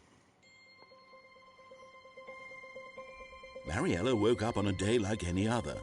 She arose, got dressed, picked up her bucket of comfort and security, and walked to her place of work. But on this particular day, her walk was interrupted by the body of a man who had stumbled through town, talking and screaming to himself, and then collapsed dead on the sidewalk. Right away, she knew what the problem was. This man had no bucket. Of course he'd gone mad. ranting and What? raving about a narrator describing all of his actions and how everything is predetermined and free will is an illusion and it's all just a video game. It could all have been prevented if only he'd taken his bucket with him. Perhaps I he didn't did! even realize he'd You've got forgotten my his bucket bucket! at home in the first place. How cruel the world can be, Marietta thought, and she hugged her own bucket even tighter. But of course, she had no time for this. There were a myriad of confusing problems she would soon have to confront at work, for which her bucket would provide absolute guidance and total clarity on everything. Heck yes, she thought to herself, my life kicks ass. And she backflipped all the way to work. How'd you backflip with the bucket?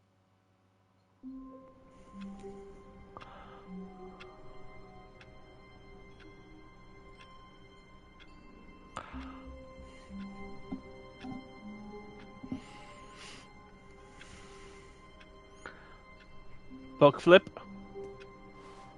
All of his co-workers were gone. What could it mean? Stanley decided to go to the meeting room. Perhaps he had simply missed a memo. So where else could I go? What could I do? I know there's a few things I could do differently. I've walked by the bucket again, haven't I?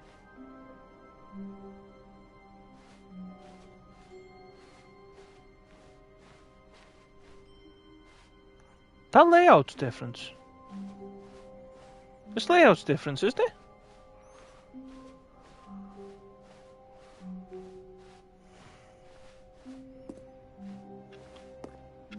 The good old bucket. Just Stanley and the bucket. Off on another thrilling adventure together. Holy shit, they've kept Property of Stanley on it.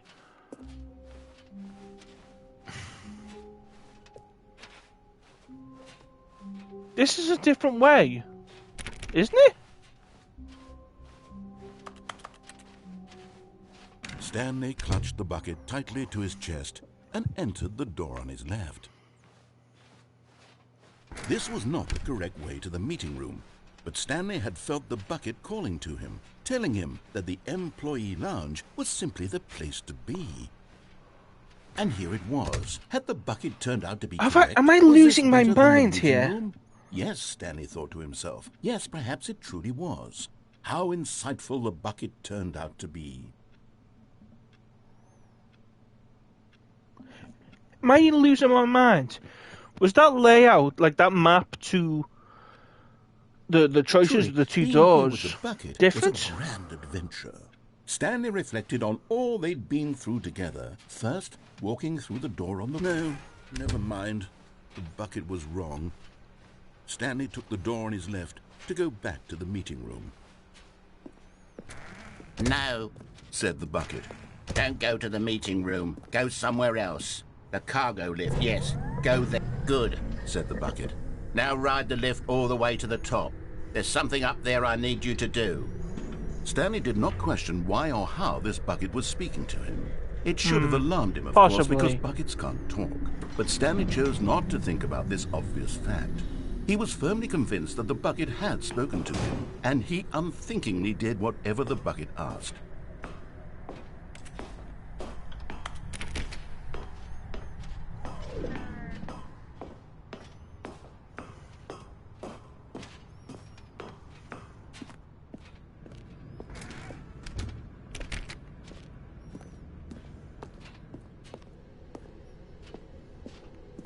No, stop. Look there on the wall. You see, there's a sign right there. It says, no buckets past this point.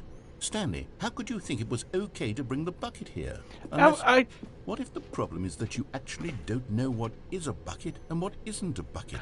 I've got no suppose that idea. would It looks explain like a lot bucket about to your me. behavior up to this point. Which, if that's true, well, my goodness, I think we have to do something about it.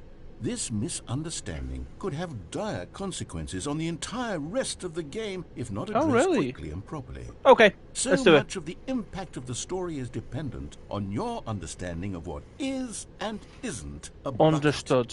Okay. Please, step in here for a moment.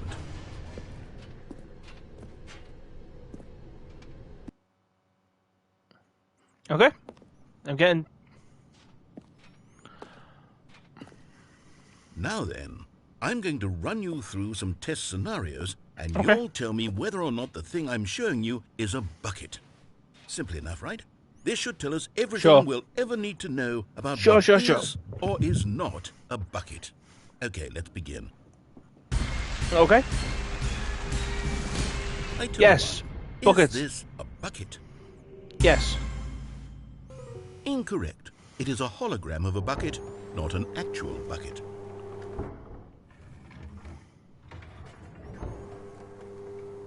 Item 2.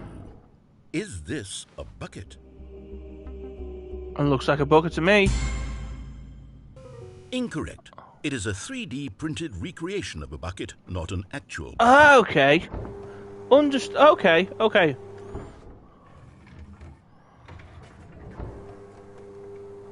Item That right 3. there. Is That's a this bucket. That's a bucket. That's a strong Correct. bucket. This is a bucket. Told ya. Absolutely bucket. 100% nailed on bucket. Item 4. Is this a bucket?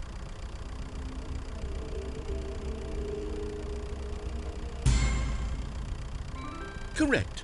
This is a tractor and not a bucket.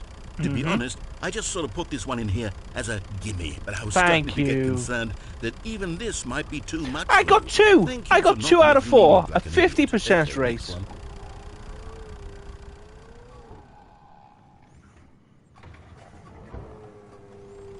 Is this Nah. a bucket? See that? That's a tractor.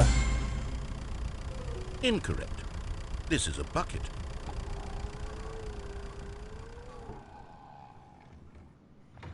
That's a big bucket. Item 6. Is this a bucket? That's not a bucket. That's a hologram. Trick question. Both. Gotcha. Ah. Oh, okay. See, I could Item- tell it's Wait, not. hold on. I can't find the next one. Let me see. It should be around here somewhere.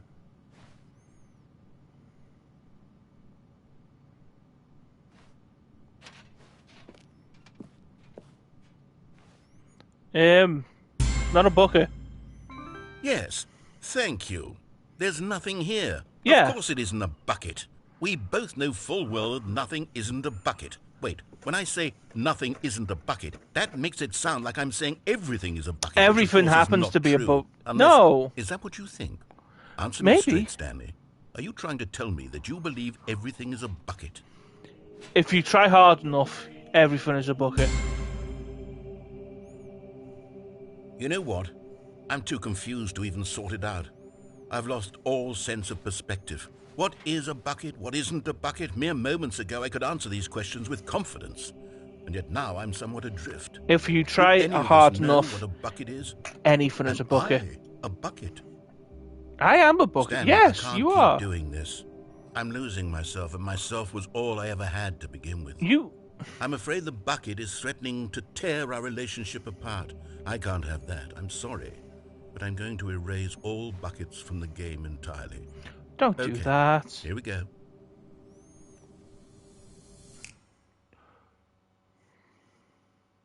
What happened?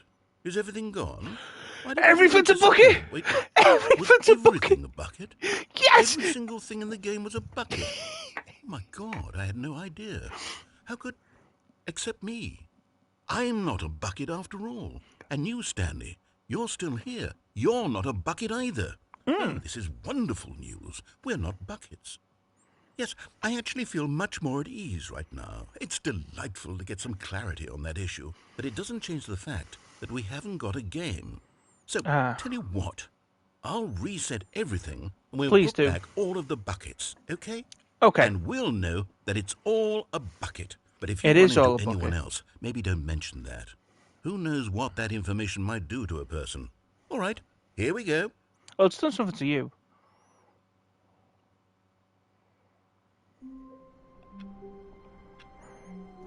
How long have I been at this? It's been 3 hours. One more round. All of his co-workers were gone. What could it mean? Stanley decided to go to the meeting room. Perhaps... Where are we going today? The bucket asked. Stanley just smiled. Anywhere they went together would be perfectly fine with him. Stanley clutched the bucket tightly to his chest and entered the door on his left.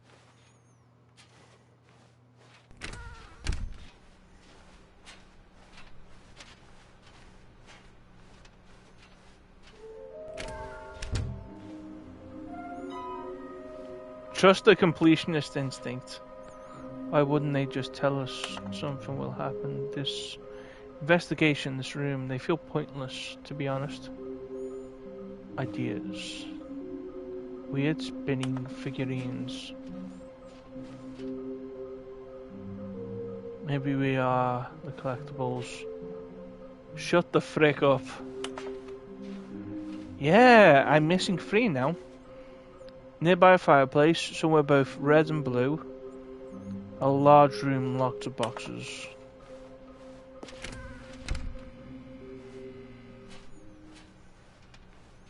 Coming to a staircase, Stanley and the bucket walked upstairs to the boss's office. Yep. That we did. Stepping into his manager's office, Stanley was once again stunned to discover not an indication of any human life. Crushed by the weight of this revelation, Stanley may have broken down into an emotional dumpster fire if not for the soothing presence of the bucket. Even now, in his darkest of hours, did the bucket's warmth and guiding light pierce the dark clouds of confusion and chaos. It would be with him always. The bucket would, and he knew it. The two of them were inseparable. At this point, Stanley was so absorbed in the tender spiritual connection he shared with the bucket that he didn't notice the keypad. But Stanley guessed the correct code by sheer luck. Was it that the bucket knew all along? The bucket did know. Was the bucket guiding him? Yes, this is certainly the most logical explanation. Mm-hmm. Okay, I'm going back to the name of these little Go Stanley on. figurines, and now I'm torn between Stanlerines and Figlets. You What were do think, listening Stanley? to me. What name better encapsulates the intrinsic sense of happiness that you get from seeing a small number in the corner of your screen go up by 1? Let me sit on Figley. it. I'm sure it will come to me.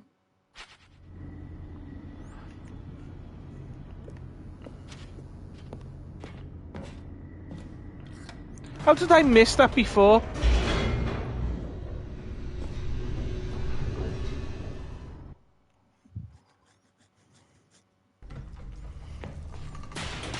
And I wonder.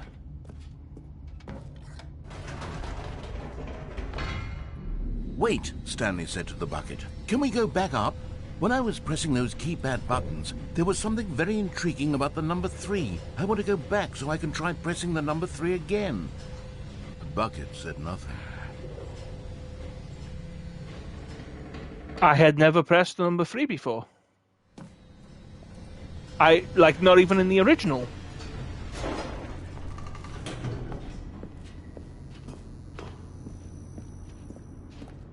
Here we are, said Stanley. Now I'm going to try out that number 3 button. He took the bucket over to the keypad and began absolutely slamming on the number 3 over and over and over. Wow, he said. The number 3 is such a special button. I'm having the time of my life. Stanley looked expectantly at the bucket, but the bucket remained silent. This was a shock to Stanley, who had always felt such a connection with the bucket. How was this not as exciting to the bucket as it was to him? Once Stanley had had enough of the number 3, he got back in the elevator.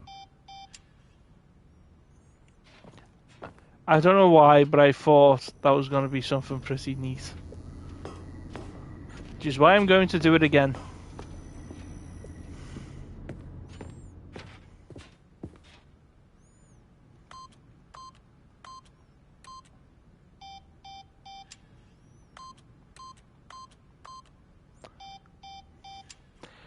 About the 1.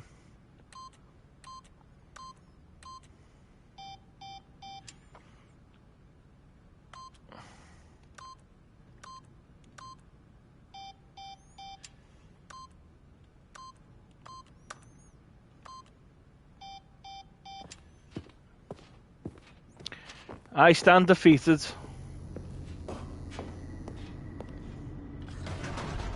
Perhaps the bucket had missed something. Perhaps it had not seen how much joy Stanley got from slamming the number I was 3 enjoying it. repeatedly. I was enjoying it. Bucket, you've got to be on my side here. Please be on my side. A hint of regret nagged in the back of Stanley's mind.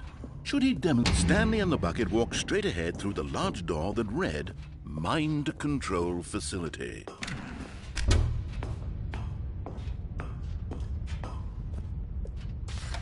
The lights rose on an enormous room packed with television screens. Oh. What horrible secret did this place hold? Stanley and the bucket both wondered to themselves.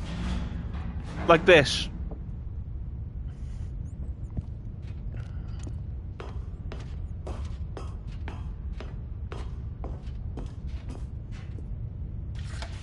The monitors jumped to life, and Stanley nearly dropped the bucket in shock. Bucket, please give me your Everyone in bucket. the office was being videotaped, Ah. monitored like guinea pigs.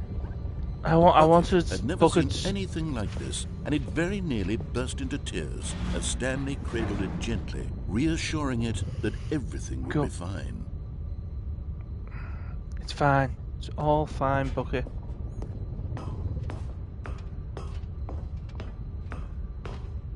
Wait, am I reassured? I'm now reassuring the Bucket. Was the bucket under the mind control facility's influence as well? Had the bucket been told to do things it didn't wish to do? What kinds of things does a bucket want to do or not want to do in the first place? These questions raced furiously in Stanley's feeble mind.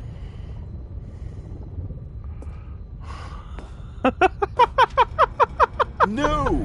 He screamed into the bucket. He couldn't accept it. His own life in someone else's control. Never!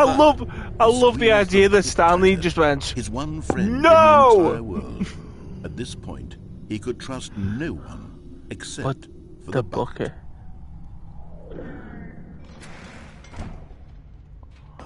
But here was the proof. The heart of the operation. Controls labeled with emotions, happy or sad or content. Walking, eating, working, all of it monitored and commanded from this very place. And as the cold reality of his past began to sink in, Stanley decided that this machinery would never again exert its terrible power over another human life. For he and the bucket would dismantle the controls for good. Two best friends, Stanley and the bucket, up against the world. They high-fived in a really cool way, and the bucket made a sassy comment about taking down the system.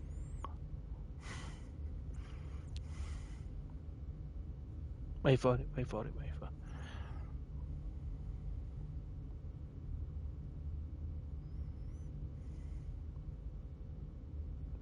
This bucket is gonna spill all over the system. Need to charge my control pads.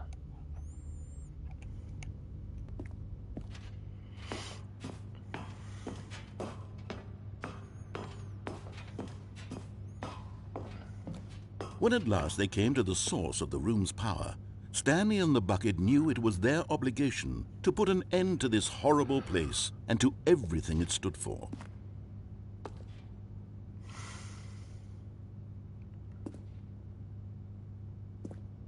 But at the last second, the bucket jumped in and pressed the button to turn on the controls. Stanley gasped in horror. Had this been the bucket's plan all along? To take over the machine and claim the power for itself? How could the bucket have betrayed him like this? Stanley was prepared to throw the bucket away in disgust when suddenly an image appeared upon the enormous screen. Birds. Silly birds. The control buttons became active again.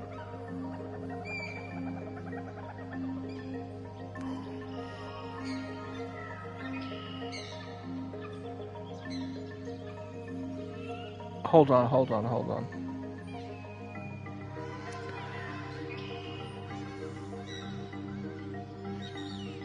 I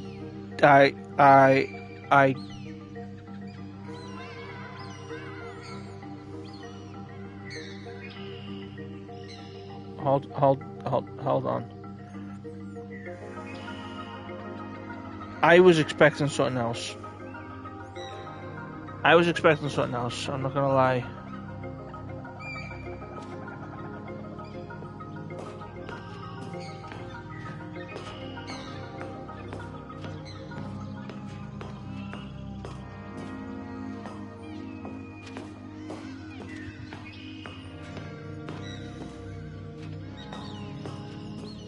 Silly birds. Those are more silly birds. Stanley flipped through one video of silly birds after another, and then it dawned on him. This wasn't a mind control facility at all. It was a facility for monitoring and surveilling silly birds all over the world. The mind controls were only a facade to disguise its true intentions. Had the bucket known this all along? Stanley marveled at the metal genius in his hands, the one who had pointed him towards this incredible discovery. Stanley and the bucket never found freedom because they spent the rest of their lives here in this place, flipping through live streams of the silliest birds imaginable. Of all the possible paths his life could have taken, this one was surely the best. And Stanley was happy.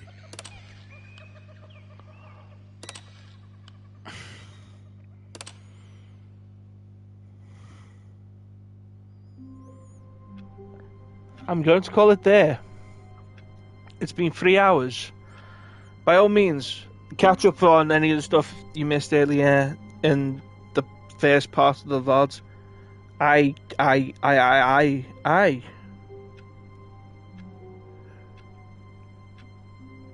My brain hurt. Like, I love everything about that. My brain hurt. Have a good night. Cheers to everyone who popped in. I am so utterly baffled.